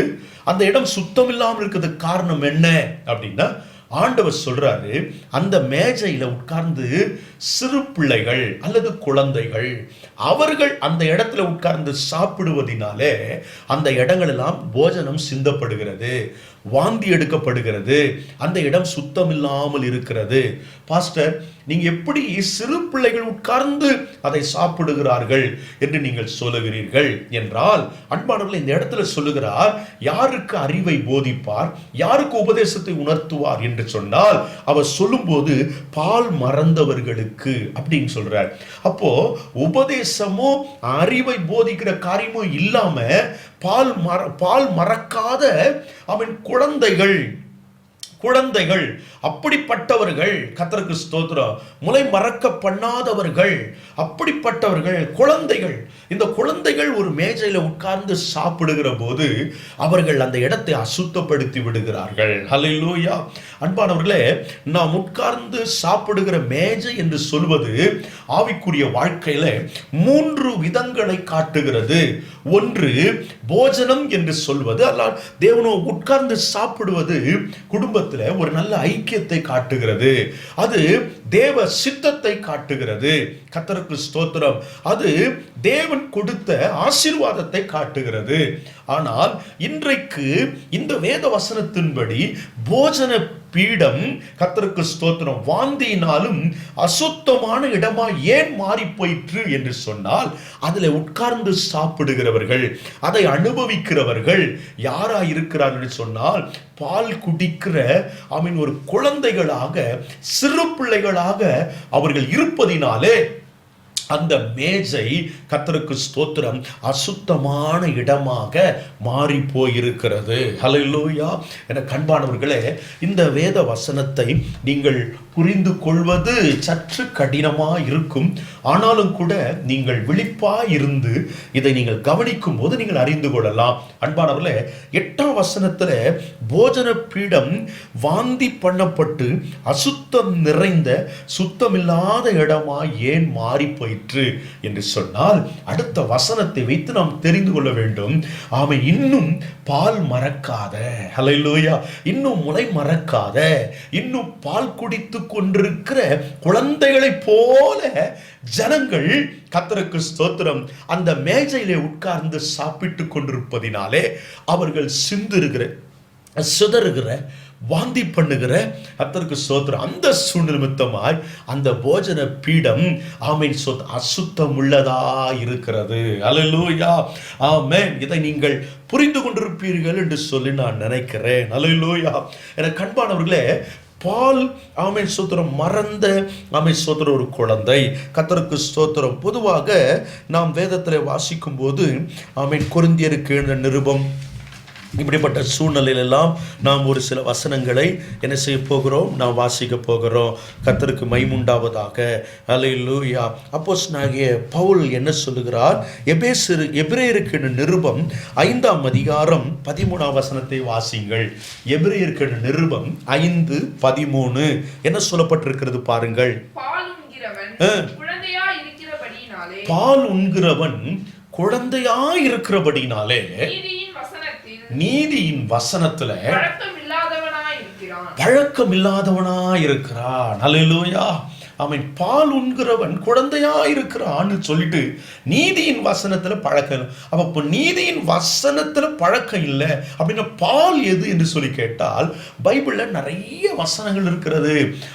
ஆண்டவர் இரக்கம் உள்ளவர், ஆண்டவர் கிருபை உள்ளவர், ஆண்டவர் நல்லவர், ஆண்டவர் உன்னை நேசிக்கிறவர், உண்மையில் அன்பா இருக்கிறவர், ஒரு கண்ணீரை துடைக்கிறவர், இதெல்லாம் பால் போன்ற இவைகளை குடித்து கொண்டே ஆண்டவனை தேற்ற மாட்டாரா, ஆண்டவனை ஆசீர்வதிக்க மாட்டாரா, என்னை நடத்த மாட்டாரா என்று சொல்லி இப்படித்தான் ஜனங்கள் போய்கொண்டிருக்கிறார்களே ஒழிய, நீதியின் வசனத்தின் மேலே, சத்தியத்தின் மேலே, கர்த்தருடைய வார்த்தையினுடைய ஆழத்துல, உபதேசத்துல ஜனங்கள் இன்றைக்கு போகாதபடிக்கு அவர்கள் பால் உண்கிற ஒரு குழந்தைகளை போல இருக்கிறார்கள் என்று பவுல் சொல்லுகிறார். இன்னொரு வசனத்தை வாசிக்கிறோம், 5:12 வாசித்து பாருங்கள். எபிரேயர் 5:12 வாசியுங்கள். காலத்தை பார்த்தால் போதகராயிருக்க வேண்டிய உங்களுக்கு தேவனுடைய வாக்கியங்களின் மூல உபதேசங்களை மறுபடியும் உபதேசிக்க வேண்டியதாயிற்று. ஹல்லேலூயா. நீங்கள் பலமான ஆகாரத்தை அல்ல பாலை உண்ணத்தக்கவர்கள் ஆனீர்கள். அன்பானவர்களே, கொஞ்சம் பேசுறத நீ கொஞ்சம் கூர்ந்து கவனியுங்கள். கர்த்தருக்கு ஸ்தோத்திரம். அந்த எபிரேய நிருபத்தில் பவுல் சொல்லுகிறார், நீங்கள் பலமான ஆகாரத்தை சாப்பிடணும்னு ஆசைப்பட மாட்டீங்க. அல்லேலூயா. ஆனால் ஒரு பாலை போல ஒரு ஆகாரம் கிடைக்காதா? ஞாயிற்றுக்கிழமை ஆலயத்துக்கு போனால் இல்லாவிட்டா இப்படி யூடியூப்ல வர்ற செய்தி எங்களுக்கு ஒரு பாலான ஒரு ஆகாரமாக இருக்காதா? அவன் ஆண்டவர் உன்னை தேற்றுவார், உன்னை பலப்படுத்துவார், உனக்கு நல்ல ஒரு வீட்டை கட்டி கொடுப்பார், உன் பிள்ளைகளெல்லாம் ஒளிமர கன்றுகளை போல இருப்பார்கள், நீ விருத்தியாயிருப்பாய். அன்பானவர்களே, இந்த வசனங்கள் எல்லாம் நமக்கு வேண்டாம் என்று அல்ல. ஆனால் இப்பால் போன்ற இவைகளிலே நாம் உட்கார்ந்து கொண்டிருப்போமானால் ஆண்டவருடைய மேஜை என்று சொல்லப்படுகிற அதுல நிறைய அர்த்தங்கள் இருக்கிறது. நாம் அதை சரியாய் பயன்படுத்த தெரியாமல் அவைகளை அசுத்தமாகவும் அவைகளை வாந்தி பண்ணுகிறதாகவும் அவைகளை நாம் சுத்தமாய் வைக்க முடியாதவர்களாகவும் நாம் இருப்போம். நான் உங்களுக்கு மேஜைன்னு சொன்னால் என்ன என்று நான் பிறகு சொல்லுகிறேன். ஆனால் என கண்பானவர்களே, நாம் குழந்தைகளாக இருக்கும்போது ஆண்டவருடைய காரியங்கள்ல நாம் இப்படிப்பட்டவர்களாக இருப்போம். இன்னொரு வசனத்துல 1 கொரிந்தியர் 3:2 வசனத்துல அப்போஸ்தலனாகிய பவுல் என்ன சொல்லுகிறார் பாருங்கள். நீங்கள் பலன் இல்லாதவர்கள் ஆனதால் உங்களுக்கு போஜனம் கொடாமல் பாலை குடிக்க கொடுத்தேன். பாருங்க, கர்த்தருக்கு ஸ்தோத்திரம். கொரிந்தியருக்கு அப்போஸ்தலனாகிய பவுல் 1 கொரிந்தியர் 3:2 அவர் என்ன சொல்றாரு? நீங்க பலன் இல்லாதவங்களா இருக்கிறீங்க. கர்த்தருக்கு ஸ்தோத்திரம். அதனால நான் உங்களுக்கு என்ன செஞ்சேன்னா, பலமான ஆகாரத்தை கொடுக்காம உங்களுக்கு பால் போன்ற ஆகாரத்தை என்ன செய்கிறேன், நான் தருகிறேன் என்று சொல்லப்பட்டிருக்கிறது. அன்பானவர்களே, நன்றாய் கவனிங்கள். ஏன் இப்படிப்பட்ட சூழ்நிலைகளை இவர்கள் இருக்கிறார்? ஒன்று, அவர்கள் பலமான ஆகாரத்தை விரும்புவதில்லை. இல்லாவிட்டால் நீதியின் வசனத்துல பழக வேண்டும் என்று அவர்கள் எதிர்பார்க்கிறதில்லை. விசுவாசத்துல, கர்த்தரை நம்புகிறதுல, கர்த்தருக்காக வாழ்கிறதுல, தியாகம் பண்ணுவதில், வைராக்கியம் பாராட்டுவதில், கர்த்தருக்கு ஸ்தோத்திரம், ஆண்டவருக்காக பெரிய காரியங்களை செய்வதில் அவர்கள் பழகுவதில்லை. எப்பொழுதும் போல, ஆண்டவரே என் தலைவலியை சுகமாக்குங்க, என் கைவலியை சுகமாக்குங்க அப்படின்னு சொல்லி இன்னொருவர்கள் குழந்தைகளாகவே இருக்கிறார்கள். என்னுடைய பிள்ளைகளை இப்படி குழந்தைகளா இருக்கிற தேவனுடைய பிள்ளைகளுடைய வாழ்க்கையில அவர்களுக்கென்று ஆண்டு வைத்திருக்கிற ஆசீர்வாதத்தை அவர்கள் அனுபவிக்க முடியாதபடி அவர்கள் இன்னும் சிறு பிள்ளைகளைப் போலத்தான் அவர்கள் இருக்கிறார்கள். அன்பானவர்களே, எபேசியருக்கு நிருபத்தில் நான் வாசிக்கும் போது கர்த்தருக்கு ஸ்தோத்திரம் 4ஆம் அதிகாரம் 14ஆம் வசனம் சொல்லப்பட்டிருக்கிறது. வாசியுங்கள். 4:14 எபேசியருக்கு நிருபம். நாம் இனி குழந்தைகளாயிராமல் மனுஷனுடைய சூதும் வஞ்சிக்கிறதற்கு ஏதுவான தந்திரமுள்ள போதகமாகிய பலவிதமான காற்றினாலே அலைகளைப் போல அடிபட்டு அலைகிறவர்களாயிராமல். அல்லேலூயா. கர்த்தருக்கு மகிமையுண்டாவதாக. அன்பானவர்களே, இந்த எண்ணூர் பகுதியில, கடற்கரை பகுதியில வாழ்கிற மக்களுக்கு தெரியும், அலைகளை பத்தி மக்களுக்கு தெரியும். கர்த்தருக்கு ஸ்தோத்திரம். ஒரு பக்கம் பார்த்தீங்கன்னா இந்த அலை இந்த பக்கம் அடித்து கொண்டிருக்கும், இன்னொரு பக்கம் பார்த்தீங்கன்னா இந்த பக்கம் அடித்து கொண்டிருக்கும். அந்த கடற்கரை ஓரத்தில் இருக்கிற அந்த மக்களை பார்த்து நாம் கேட்டால் அவர் கரெக்டாக சொல்லிடுவாங்க, பாஸ்டர் இந்த நேரத்தில் இந்த மாதங்களில் இந்த பக்கத்தில் காற்று வீசும், ஈவினிங்கில் இந்த நாட்களில் இந்த பக்கத்துலேருந்து காற்று வீசும் அப்படின்னு சொல்லுவாங்க. அப்போ எந்த பக்கம் காற்று அடிக்குதோ அந்த பக்கம் இந்த அலை என்ன செய்யும்? ஓடிக்கொண்டே இருக்கும். கர்த்தருக்கு ஸ்தோத்திரம். அலைந்து கொண்டே இருக்கும். ஆண்டவர் சொல்றார், கர்த்தருக்கு ஸ்தோத்திரம். பவுல் சொல்றார் இந்த இடத்துல, நீங்க இனி குழந்தைகள் கிடையாது, மனுஷனுடைய சூது வஞ்சிக்கிறதுக்கு ஏதுவான தந்திரமான போதகங்கள். அன்பானவர்களே, கர்த்தருக்கு ஸ்தோத்திரம். பல வகையில உங்களை தேடி வந்து கொண்டிருக்கலாம். ஹல்லேலூயா. ஆனால் நீங்கள் பாலை உண்ணத்தக்க ஒரு குழந்தைகளாய் இராதபடி நீதியின் வசனத்துல நீங்கள் நீங்கள் சத்தியத்தை அறிந்த கர்த்தருடைய பிள்ளைகளாக நீங்கள் இருக்க வேண்டும். இன்னொரு வேத வசனத்தை நான் உங்களுக்கு வாசித்து காமிக்கிறேன். அன்பானவர்களே, கர்த்தருக்கு மகிமையுண்டாவதாக. தீமோத்தேயு, கர்த்தருக்கு ஸ்தோத்திரம், 2 தீமோத்தேயு புத்தகங்களை வாசிக்கும் போது 4ஆம் அதிகாரத்தை நான் உங்களுக்கு வாசிக்கிறேன். 2 தீமோத்தேயு 4ஆம் அதிகாரத்துல கர்த்தருக்கு ஸ்தோத்திரம் 3ஆம் வசனத்தை 3-4 வசனத்தை வாசிப்போம். ஏனென்றால் அவர்கள் ஆரோக்கியமான உபதேசத்தை பொறுக்க மனதில்லாமல் செவித்தினம் உள்ளவர்களாகி தங்கள் சுய இச்சைகளுக்கு ஏற்ற போதகர்களை தங்களுக்கு திரளாக சேர்த்து கொண்டு சத்தியத்துக்கு செவியை விலக்கி கட்டுக்கதைகளுக்கு சாய்ந்து போகும் காலம் வரும். அப்போ பவுல் என்ன சொல்றாரு? 3ஆம் அதிகாரம் 1ஆம் வசனத்துல சொல்றாரு, கொடிய காலம் வரப்போகுதுப்பா.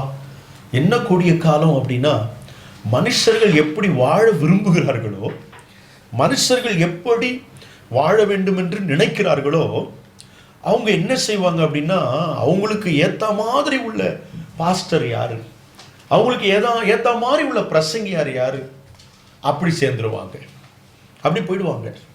ஆமீன். அதான் வேதம் சொல்லுது. 2ஆவதா சொல்லுது, ஒரு விசுவாசிக்கு ஒரு பாஸ்டர் இருக்க மாட்டார், திரளான போதகர்கள்.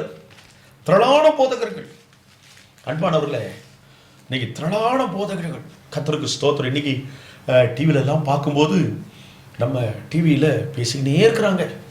இங்கேருந்து ஒருத்தர் செய்தி கொடுக்குறாரு, காலையில் ஒருத்தர் செய்தி கொடுக்குறாரு பாஸ்டர், அப்புறம் ஒரு செய்தி கொடுக்குறாரு, இப்படி ஒரு செய்தி கொடுக்குறாரு. திரளான போதகர்கள்.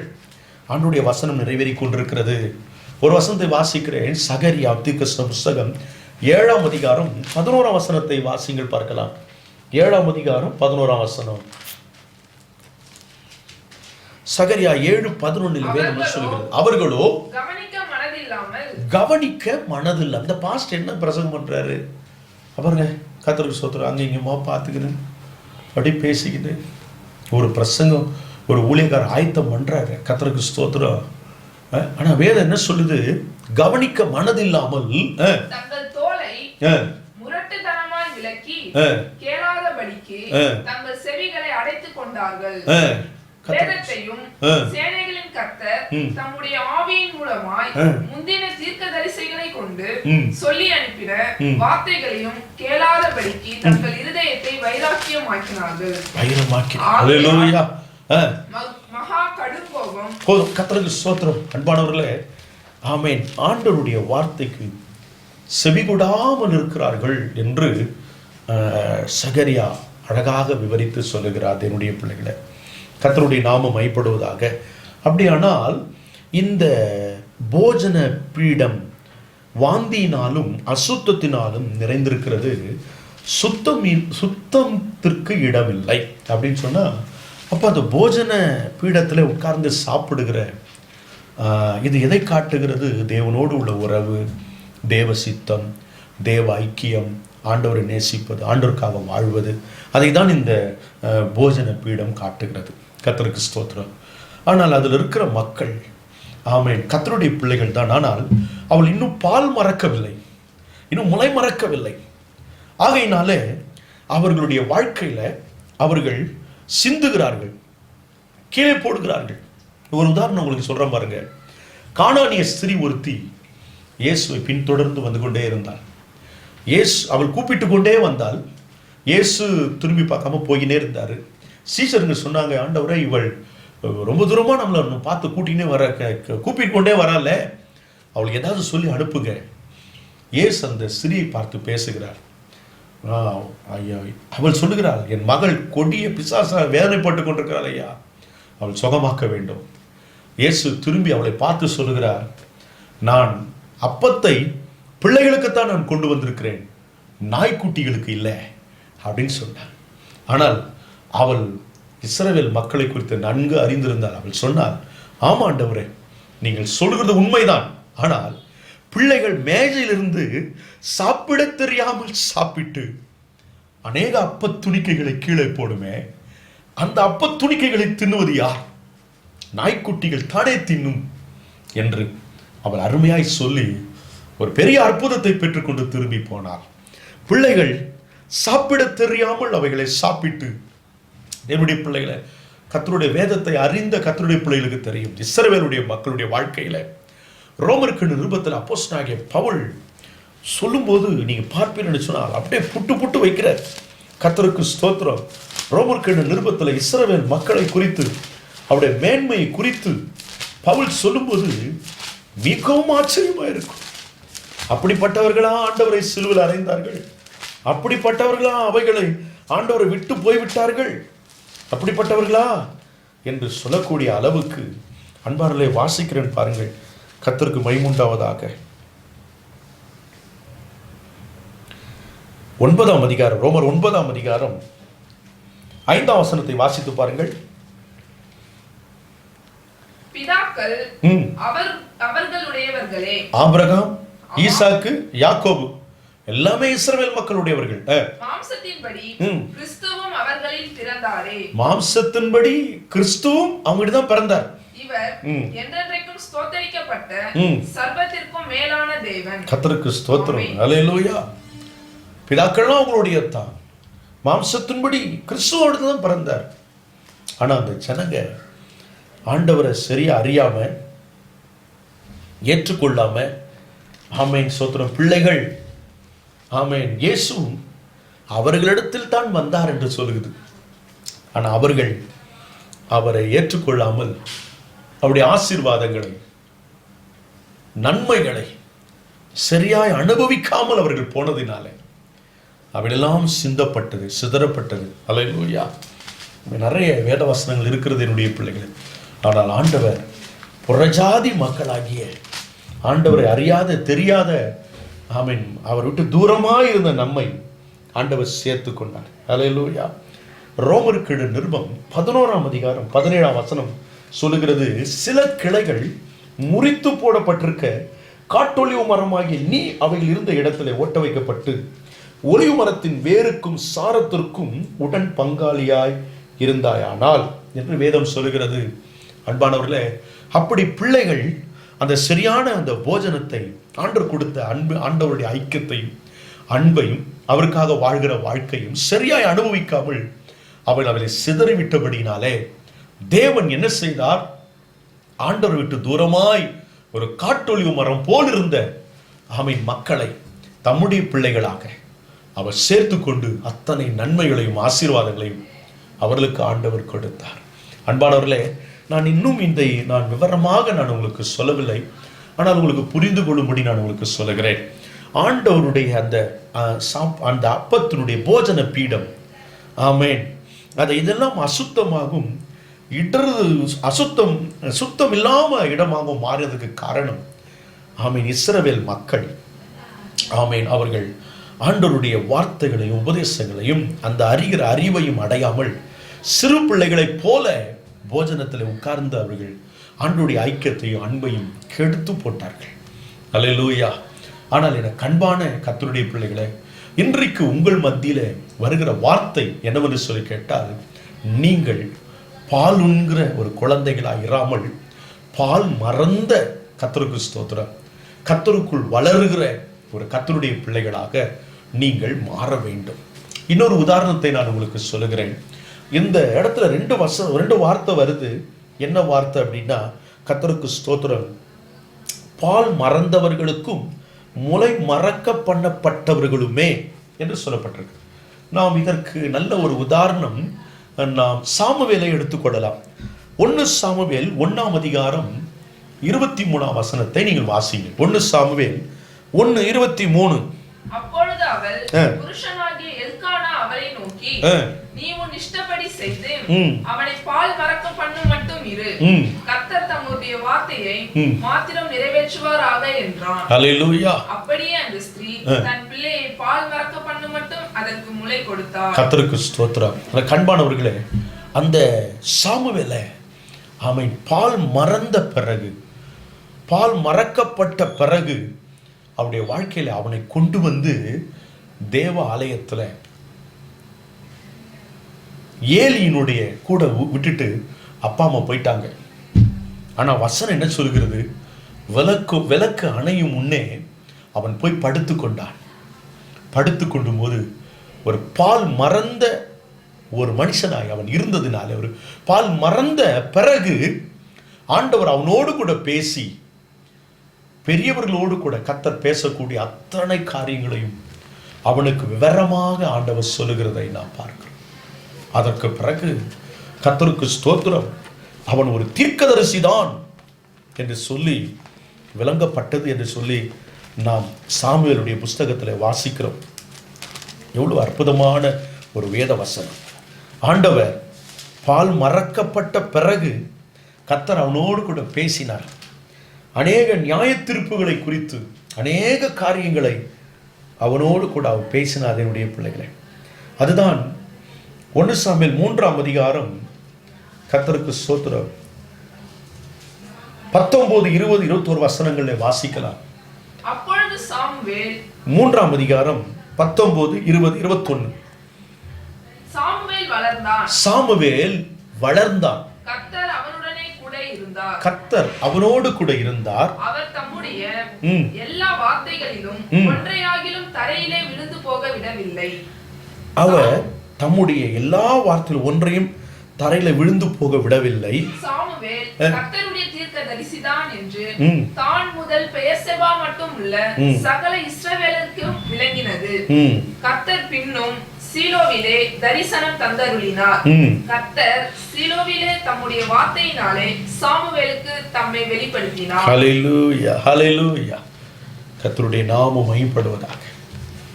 சாமுவேல் பால் மறக்கப்படின பின்பு ஆண்டவர் அவனோடு கூட பேசி அவனுக்கு அநேக காரியங்களை சொல்லி கர்த்தர் அவனை வளர்ந்து அநேக சத்தியத்தில் ஆண்டவருக்குள்ளாக அவன் நிலைத்து நிற்கிற ஒரு மனுஷனாயிருந்தான். ஒருவேளை உங்களுக்கு இந்த 28வது ஏசாயா புஸ்தகம் புரியாவிட்டாலும் கூட இந்த சாமுவேலுடைய உதாரணம் மிகவும் அருமையான ஒரு உதாரணமாக இருக்கிறது. ஹல்லேலூயா. கர்த்தருடைய நாமம் மகிமைப்படுவதாக. அன்பானவர்களே, இந்த மேஜை அசுத்தமாய் சுத்தமில்லாத இடமா இருந்ததுக்கு காரணம் பால் உண்கிற குழந்தைகள். கிறிஸ்தவ வாழ்க்கை அப்படி இருந்ததுனால் ஆண்டவர் என்ன சொல்லுகிறார்? ஏன் பால் உண்கிற குழந்தைகளா இருக்கிறார்கள் சொன்னால், அவர்களுக்கு என்ன இல்லைன்னா ஆண்டவரை அறிகிற அறிவு குறைவாக இருந்தது. ஆண்டவருடைய உபதேசத்தை அவர்கள் உணர்ந்து கொள்ளாமல் இருந்தார்கள். இவைகளைத்தான் ஆண்டவர் சொல்லுகிறார். யாருக்கு ஆண்டவர் அறிவை போதிப்பார்? யாருக்கு ஆண்டவர் உபதேசத்தை கொடுப்பார்? யார் பால் மறக்கிறார்களோ. ஆண்டவரே, இவ்வளவு நாட்கள் என்னை தேற்றுங்க, ஆற்றுங்க, ஆசீர்வதிங்க இன்னும் சொல்லி நான் ஜெபிச்ச ஜெபமெல்லாம் போட்ட ஆண்டவரே, நான் உங்களுக்காக வாழணும், உங்கள் சித்தத்தை செய்யணும், உங்கள் நோக்கத்தை நான் நிறைவேற்றணும் ஆண்டவரேன்னு சொல்லி நீங்கள் என்ன விரும்புகிறீங்க, நான் அதை செய்ய போகிறேன் ஆண்டவரே அப்படின்னு சொல்லி பால் மறந்த பிள்ளைகளுக்கு, குழந்தைகளுக்குத்தான் ஆண்டவர் அறிவை போதிக்க போகிறார். ஹல்லேலூயா. கரங்களை உயர்த்தி கர்த்தரை ஸ்தோத்திரம் பண்ணுங்க. ஹல்லேலூயா. உண்மையாக நான் சொல்கிறேன், இந்த வசனத்தை கேட்டுக்கொண்டிருக்கிற நீங்கள் அப்படிப்பட்ட நபராய் மாறப்போகிறீர்கள். கர்த்தர் உங்களுக்கு ஆண்டவருக்காக நீங்கள் செய்ய வேண்டிய காரியங்களை, அறிவை கர்த்தர் உங்கள் வரநாட்டில் போதிக்க போகிறார். அது மாத்திரமல்ல, உபதேசத்தை நீங்கள் உணர்ந்து கொள்ள போகிறீர்கள். தாறுமாறான உபதேசங்கள் பெருகி கொண்டிருக்கிற நாட்களில் இதுதான் உபதேசம், இதுதான் சத்தியம் என்று நீங்கள் தெளிவாய் உணர்ந்து கொள்ள போகிறீர்கள். கர்த்தர் அப்படிப்பட்டவர்களாய் உங்களை நடத்த போகிறார். கடைசியாக எனக்கு அன்பானவர்களே, அந்த போஜன பீடம் என்று நான் சொல்லுகிற அந்த காரியத்தை 3 காரியங்களை சொல்லி நான் என்னுடைய பிரசங்கத்தை நான் முடிக்க விரும்புகிறேன். 3 காரியம். 1, முதலாவதாக அந்த போஜனம் என்று சொல்வது தேவனோடு கூட உள்ளதான ஐக்கியத்தை காட்டுகிறது. வெளிப்படுத்தும் விசேஷம் 3ஆம் அதிகாரம் 20ஆம் வசனத்தை வாசிக்கிறோம். வாசிங்கள். இதோ வாசற்படியிலே நின்று தட்டுகிறேன். ஒருவன் என் சத்தத்தை கேட்டு கதவை திறந்தால் அவனிடத்தில் நான் பிரவேசித்து அவனோடு கூட போஜனம் பண்ணுவேன். அவனும் என்னோடு கூட போஜனம் பண்ணுவான். அல்லேலூயா. ஆண்டவராகிய இயேசு கிறிஸ்து இந்த உலகத்துல மனிதனாய் சுற்றி திரிந்த நாட்களில் அவரை பார்த்து சொன்னாங்க, போஜன பிரியன், பாவிகளின் சிநேகிதன். அல்லேலூயா. கர்த்தருக்கு ஸ்தோத்திரம். சங்கீதத்தில் சொல்லப்பட்டிருக்கிறது, நான் பசியா இருந்தா உமக்கு என்ன செய்ய மாட்டேன், சொல்ல மாட்டேன். இயேசுனுடைய முதலாவது அவர் சோதிக்கப்படுகிற போது 40 நாள் உபவாசம் இருந்து இரவு பாலாய் ஜெபித்து பசி உண்டாயிற்று. அந்த இடத்துல பிசாசு வந்து சொன்ன, அந்த கல்லுகளை அப்பமாகும்படி செய்து சாப்பிடுங்க. இயேசு சொன்னார், மனுஷன் அப்பத்தினால் மாத்திரம் அல்ல, ஆண்டவருடைய வாயிலிருந்து வர்ற வார்த்தையினால் பிழைப்பான்னு சொன்னார். அப்படிப்பட்ட இயேசு கிறிஸ்து ஏன் மனிதனாய் இந்த உலகத்தில் வாழ்ந்தபோது, கர்த்தருக்கு ஸ்தோத்திரம், அநேக விருந்து இடத்திலேயும் சாப்பிடுகிற இடங்களையும் போஜன பிரியன் என்று சொல்ல அழைக்கப்பட்டார்? ஏன் அன்பானவர்களே, அந்த போஜனம் என்பது ஒரு ஐக்கியத்தை காட்டுகிறது. அல்லேலூயா, அல்லேலூயா. ஒரு அன்பை காட்டுகிறது, ஒரு நெருக்கத்தை காட்டுகிறது. அதை குறித்து தான் ஆண்டவர் சொல்லுகிறார், வாசப்படியிலே நின்று நான் தட்டுகிறேன், ஒருவன் சத்தத்தை கேட்டு அவன் கதவை திறந்தால் நான் அவனோடு கூட சென்று நான் போஜனம் பண்ணுவேன்னு சொன்னால் என்ன அர்த்தம்? எந்த ஆத்துமா ஆண்டவரை விசுவாசித்து ஏற்றுக்கொள்கிறதோ அவரோடு கூட ஆண்டவர் ஐக்கியம் கொள்ள விரும்புகிறார், அன்பு பாராட்ட விரும்புகிறார். சகேயு என்ற ஒரு மனுஷன், அவன் இயேசு எப்படிப்படன்னு பார்க்க விரும்பினான். இயேசு சொன்னார், சீக்கிரமா இறங்கி வா, உன் வீட்டுக்கு நான் வரணும்னு சொன்னார். பின்னாடி இருக்கிற ஜனங்கள்லாம் சொன்னாங்க, பாவியான மனுஷனுடைய வீட்டுக்கா போறது? அல்லேலூயா. இயேசு சொன்னார், கர்த்தருக்கு ஸ்தோத்திரம், பிணியாளிகளுக்கு வைத்தியன் வேண்டும், நீதிமானை அல்ல, பாவிகளை ரட்சிக்க இயேசு கிறிஸ்து உலகத்தில் வந்தார். அல்லேலூயா. என கண்பான தேவனுடைய பிள்ளைகளை, இந்த வேத வசனத்தை கேட்டுக்கொண்டிருக்கிற நீங்கள் ஒருவேளை இதுவரை ஆண்டவராக இயேசுவை ஏற்றுக்கொள்ளாமல் இருப்பீர்களானால், உண்மையாய் வேதம் சொல்லுகிறது, அவர் உங்களோடு கூட ஐக்கியமிக்க விரும்புகிறார், உங்களோடு பேச விரும்புகிறார், உங்களை நடத்த விரும்புகிறார். உங்களுடைய கிரிட்டிக்கலான பொசிஷன்ல அவர் உங்களுக்கு ஆலோசனை கொடுக்க விரும்புகிறார். இன்றைக்கு உங்கள் இருதய கதவை ஆண்டவருக்கு திறந்து கொடுங்கள். ஆண்டவரே, என் உள்ளத்தில் வாரும் ஆண்டவரே, இவ்வளவு நாள் என் சிந்தையில, என் எண்ணங்களில, என் யோசனைகளில நான் அடைத்து வைத்திருந்தேன், யாருக்கும் கிடையாது என்று சொல்லி. அல்லேலூயா. எல்லாருக்கும் ஒருவேளை நீங்க இடம் கொடுத்திருக்கலாம், ஆனால் இயேசுவுக்கு உங்களுடைய வாழ்க்கையில இடம் கொடுத்து பாருங்கள்.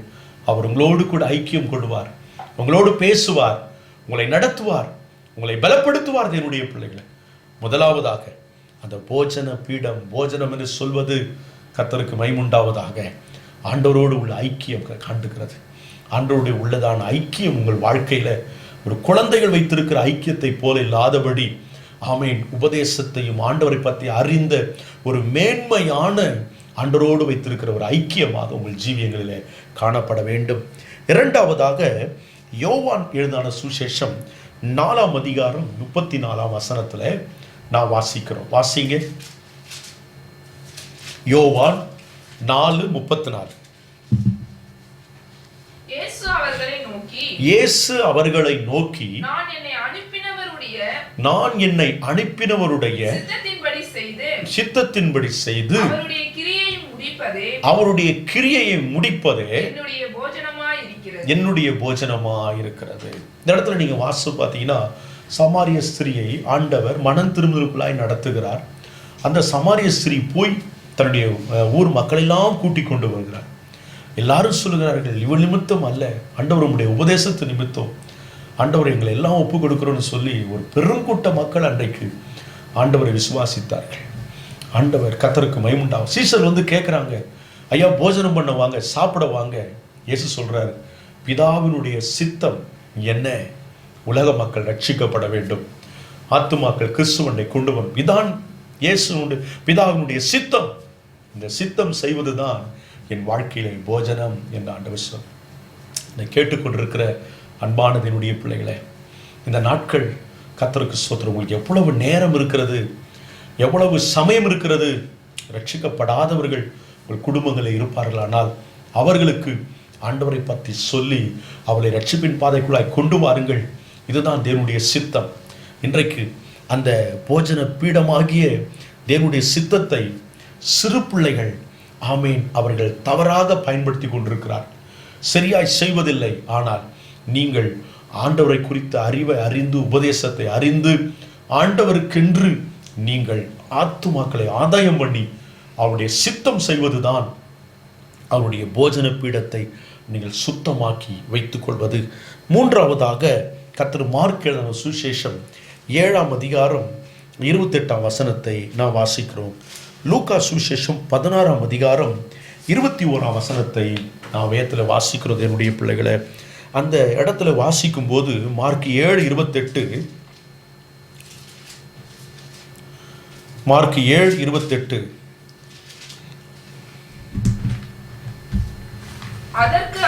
அதற்கு அவள் மெய்தான் ஆண்டவரே, ஆகிலும் மேஜையின் கீழிருக்கும் நாய்க்குட்டிகள் பிள்ளைகள் சிந்துகிற துணிக்கைகளை தின்னுமே. அப்போ இது எந்த இடத்துல இதனுடைய அர்த்தம் என்னன்னு சொல்லி கேட்டால், இஸ்ரவேல் மக்களுக்கு பிள்ளைகளுக்கு வைத்திருந்த ஆசீர்வாதம். அல்லேலூயா. ஆனால் பிள்ளைகள் அதை சரியாய் அனுபவிக்காமல் அவர் அதை கீழே சிந்தும் போது அதை கவனித்திருந்த அந்த கானானிய ஸ்திரீ அவள் கரெக்டாக கேட்கிறா, நீங்க சொல்றது உண்மைதான் ஆண்டவரே, நான் அதை பெற்றுக்கொள்றதுக்கு நானும் என் குடும்பம் தகுதி இல்லை. ஆனா ஒண்ணு நாயின்னு சொன்னீங்க இல்லையா, கர்த்தருக்கு ஸ்தோத்திரம். ஆனா அந்த சிந்துற காரியத்தை அந்த நாய்க்குட்டிகள் தின்னும் ஆண்டவரேன்னு சொல்லி ஒரு மிகப்பெரிய ஒரு அற்புதத்தை அவள் வாழ்க்கையில பெற்றுக்கொண்டாள். அல்லேலூயா. அப்படியானால் அந்த போஜன பீடம் என்று சொல்வது என்ன அர்த்தம்? உங்க வாழ்க்கையில் நீங்கள் வறுமையில் இருக்கிறீர்களா, தரித்திரத்தில் இருக்கிறீர்களா, வியாதியில் இருக்கிறீர்களா, பிசாசின் போராட்டத்தில் இருக்கிறீர்களா, ஆண்டவரோடு கூட நீங்கள் விசுவாசிப்பீர்களானால் கர்த்தர் மகிமையான காரியங்களை உங்களுக்கு செய்வார், உங்கள் பிள்ளைகளுக்கு செய்வார், உங்கள் குடும்பத்துக்கு ஆண்டவர் நிச்சயமாய் செய்வார். லூக்கா சுவிசேஷத்தில் வாசித்தோம் இல்லையா, 16:21 அங்க வேதவசனம் என்ன சொல்லுகிறது? இதைதான் சொல்லுது, அவனுடைய ஐஸ்வர்யவான் அவனுடைய மேஜையில் இருந்து விழும் துணிக்கைகளினாலே தன் பசியை ஆற்ற ஆசையாயிருந்தான். பாருங்க என்னுடைய பிள்ளைகளை, கர்த்தருக்கு ஸ்தோத்திரம். அவனுடைய அந்த ஐஸ்வர்யவான் ஒரு சிறு பிள்ளை போல இருந்திருப்பான்னு நினைக்கிறேன். அவன் சாப்பிட்டதனுடைய அந்த சாப்பாடு துணிக்க கீழே விழுந்து எத்தனையோ வருஷமானு கூட வச்சுக்கொள்ளுங்க, மாச கணக்கில் ஒரு மனுஷன் அவனே சாப்பிட்டு உயிர் வாழ்வான்னா அப்போ எவ்வளோ சிந்திருப்பான், யோசனை பண்ணி பாருங்க. இவ்வளோ ஒரு பரியாசல்யா. இந்த உலக பிரகாரமாக கூட பாருங்க, கர்த்தருக்கு ஸ்தோத்திரம். சில வீடுகள்லாம் நீங்கள் பார்த்தீங்கன்னா சாப்பாடு அளவாக என்ன செய்ய மாட்டாங்க, வடிக்க மாட்டாங்க. அடுத்த நாள் காலைல பார்த்தீங்கன்னா அவ்வளோ சாப்பாடு கொண்டு போய் கொட்டுவாங்க. கர்த்தருக்கு ஸ்தோத்திரம். வேஸ்ட்டாக போகும். ஆமாம், நிறைய பொருட்களை வீணாக்கி வீணாக்கி வீணாக்கி போடுறத நீங்கள் பார்ப்பீங்க. அல்லேலூயா. இவ்வளோ பெரிய ஐஸ்வர்யவான் அவனுடைய வாசற்படியில் ஆசீர்வதித்திருந்தார். ஒரு மனுஷன் பசியாறக்கூடிய அளவுக்கு என்னுடைய வாழ்க்கையில் நிறைய காரியங்களை சிந்திக்கொண்டே இருந்தான். அல்லேலூயா. இப்படி இந்த காரியங்களெல்லாம் நான் விலக்கி உங்களுக்கு நான் சொல்லலாம் தேவனுடைய பிள்ளைகளை. ஆனால் கர்த்தருக்கு ஸ்தோத்திரம், என்னுடைய பிரசங்கத்தினுடைய முடிவை நான் உங்களுக்கு சொல்லி நான் முடிக்கப் போகிறேன். கர்த்தருக்கு மகிமையுண்டாவதாக. 28:8-9 போஜன பீடங்கள் எல்லாம் வாந்தியினாலும் அசுத்தத்தினாலும் ஆமேன் நிறைந்திருக்கிறது, சுத்தமான இடமில்லை. அப்படியானால் இந்த போஜனம் பீடம் என்பது தேவனுடைய ஐக்கியம், தேவனுடைய சித்தம், தேவன் கொடுக்கிற நன்மை, ஆசீர்வாதங்கள். இது இன்றைக்கு இப்படி காணப்படும். இது காரணம் என்ன? சிறு பிள்ளைகளை, பால் உண்கிற குழந்தைகள் உட்கார்ந்து சாப்பிடுவதனாலே அவை வாந்தி பண்ணி சிதறப்பட்டு கொண்டிருக்கிறது. ஆனால் பால் மறந்தவர்களுக்கு ஆண்டவர் தன்னுடைய அறிவையும் தன்னுடைய உபதேசத்தை உணர்த்தி கர்த்தர் அவர்களை ஆமேன் ஸ்தோத்திரம் அவர்களோடு கூட ஆண்டவர் பேசி அவளை பலப்படுத்தி தேவனுடைய சித்தத்தையும் தேவனோடு ஒரு நல்ல ஐக்கியத்தையும் அதன் மூலமாய் வருகிற ஆமேன் ஸ்தோத்திரம் அற்புதங்களையும் அடையாளங்களையும் பெற்றுக்கொள்ள இன்றைக்கு ஆண்டவர் உங்களை அழைக்கிறார். இன்றைக்கு வருகிற ஒரு அறைக்குவல் என்ன? ஒரு சிறு பிள்ளையை போல ஆண்டவர் கொடுக்கிற இப்படி போஜன பந்தி ஆகிய ஒரு மிகப்பெரிய ஆசீர்வாதத்தை நீங்கள் சிந்து விடாதபடி, சிதறி விடாதபடி, நீங்கள் அவர் அறிகிற அறிவையும் அவருடைய உபதேசத்தையும் உணர்ந்து கர்த்தருக்குள் நீங்கள் கட்டப்படுவீர்களானால் அவரோடு கூட உள்ள ஐக்கியம், தேவ சித்தம் செய்வது, அவர் மூலமாய் கொடுக்கிற நன்மைகளையும் ஆசீர்வாதங்களையும் உங்கள் வாழ்க்கையில் நீங்கள் பெற்று கண்டிப்பாய் அனுபவிப்பீர்கள். ஆண்டவர் நிச்சயமாய் இந்த வேத வசனங்களினால் வளர செய்வார், ஆசீர்வதிப்பார். எல்லாரும் கண்களை மூடி இந்த வேத வசனங்களுக்காக கர்த்தரை ஸ்தோத்திரம் பண்ணுங்க. ஆண்டவரை ஸ்தோத்திரம் பண்ணுங்க. ஆண்டவரே, இந்த வார்த்தைகளுக்காக நன்றி ஆண்டவரே, வார்த்தைகளுக்காக நன்றி ஆண்டவரே. அல்லேலூயா. உம் பீடத்தை சுற்றி சுற்றி நான் வருகிறேன் தெய்வமே. சேர்ந்து பாடுவோமா? உம் பீடத்தை சுற்றி சுற்றி நான் வருகிறேன் தெய்வமே. காரைகள் எல்லாம் நீங்கிட கைகளை கழுவுகிறேன். காரைகள் எல்லாம் நீங்கிட கைகளை கழுவுகிறேன். முழங்கால் படியிட்டு நல்ல ஜெபத்தோடு கூட ஆமென் இந்த பாடலை பாடலாமா? கடைசியாக என்னுடைய பிள்ளைகளை கொஞ்ச நேரம் ஆண்டவரை குறித்து, இந்த ஆண்டவர் சொன்ன வார்த்தைகளை குறித்து சேர்ந்து பாடலாமா? உம் பீடத்தை சுற்றி சுற்றி நான் வருகிறேன் தெய்வமே. உம் பீடத்தை சுற்றி சுற்றி நான் வருகிறேன் தெய்வமே. காரைகள் எல்லாம் நீங்கிட என் கைகளை கழுவுகிறேன்.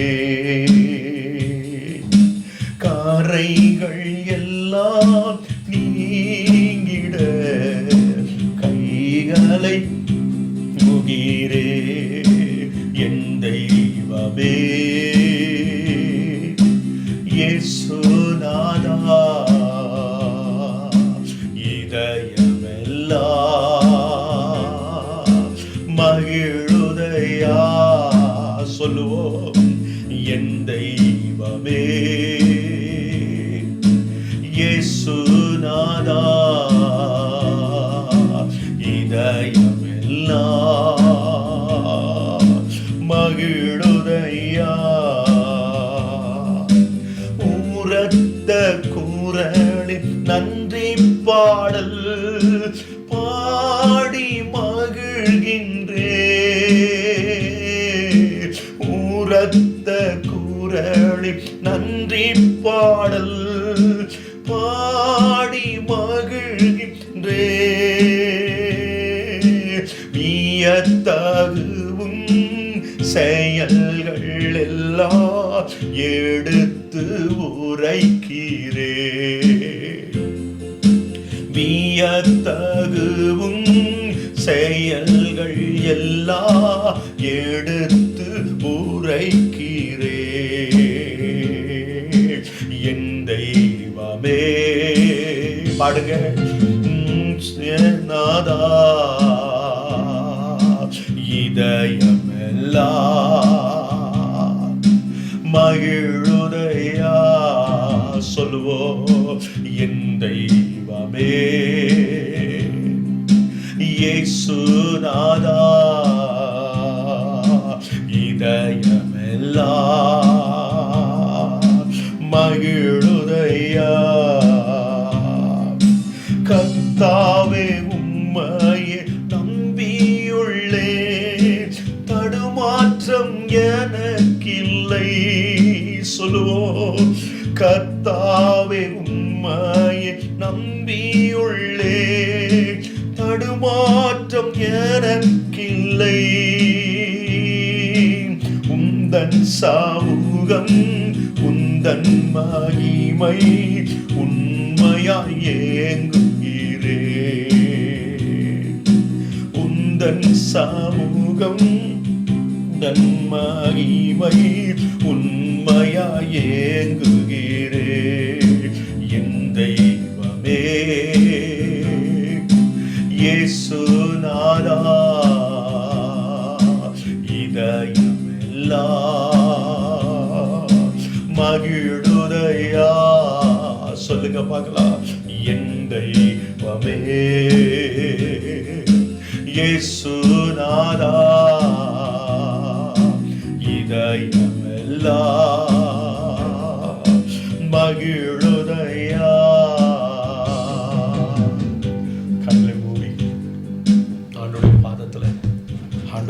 விசுவாசித்து ஆண்டவரே நீர் எங்களுக்கு கொடுத்திருக்கிற அந்த மேஜையை, சித்தம், ஐக்கியம், அற்புத அடையாளம், ஆசீர்வாத நன்மைகள் என்ற மேஜையை நாங்கள் சிறு பிள்ளைகளைப் போல, பாலுண்கிற குழந்தைகளைப் போல ஆண்டவரை நாங்கள் அசுத்தமாக்கி விடாதபடி, சுத்தமில்லாத ஒரு இடமாய் நாங்கள் மாற்றி விடாதபடி, அல்லேலூயா, பாலுண்கிற ஒரு குழந்தைகளைப் போல இராதபடிக்கு ஆண்டவரை அறிகிற அறிவையும் உபதேசத்தையும் உணர்ந்து நாங்கள் கர்த்தருக்காக வாழ எங்களுக்கு உதவி செய்யுங்க.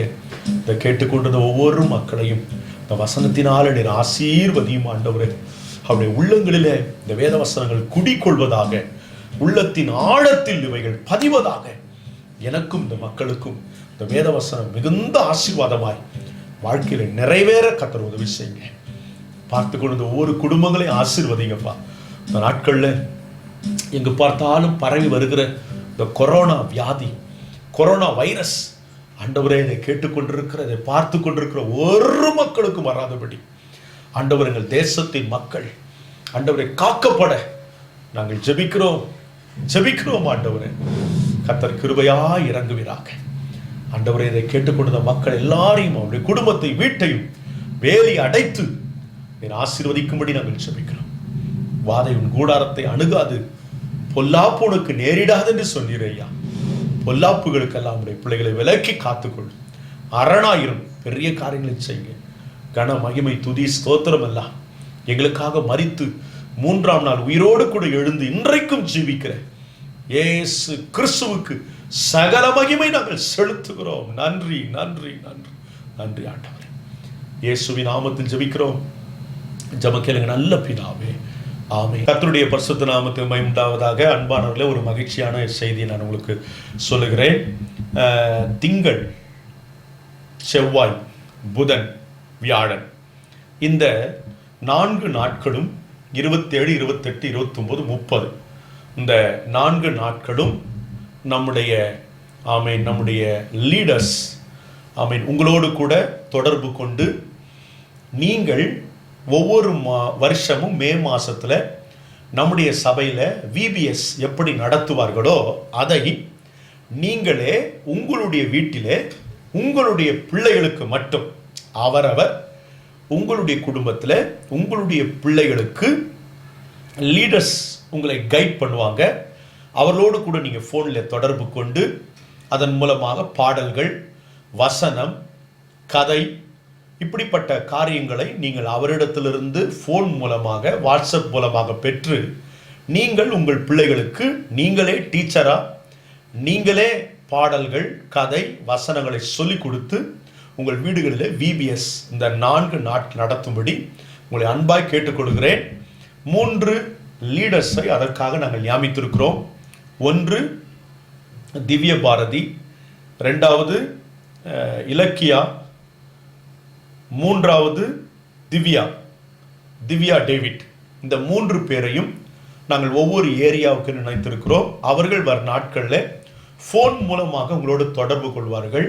நீங்கள் ஃபோன் மூலமாக பாடல்கள், கதைகள், வசனங்கள் பெற்று நீங்கள் உங்கள் பிள்ளைகளுக்கு நீங்கள் நடத்துங்கள். கும்பல் சேர்க்காதபடி உங்கள் பிள்ளைகளுக்கு மட்டும் நீங்கள் இந்த 4 நாளும் விபிஎஸ் எடுக்கும்படி உங்களை அன்பாக கேட்கிறேன். அதை நீங்கள் ஃபோட்டோ எடுத்து நீங்கள் எங்களுக்கு அனுப்பலாம். கர்த்தரை மகிமைப்படுத்தலாம். கர்த்தர் நிச்சயமாய் உங்களை ஆசீர்வதிப்பார். God bless you. God bless you. ஆமென். எல்லாரும் சேர்ந்து சொல்லுவோம். என் ஆத்துமா கர்த்தரை ஸ்தோத்திரி, என் முழு உள்ளமே பரிசுத்த நாமத்தை ஸ்தோத்திரி. என் ஆத்துமாவே கர்த்தரை ஸ்தோத்திரி, அவர் செய்த சகல உபகாரங்களை மறவாதே. ஆமென், ஆமென், ஆமென், ஆமென். God bless you. உங்கள் எல்லாரையும் ஆசீர்வதிப்பாராக. ஆமென், ஆமென்.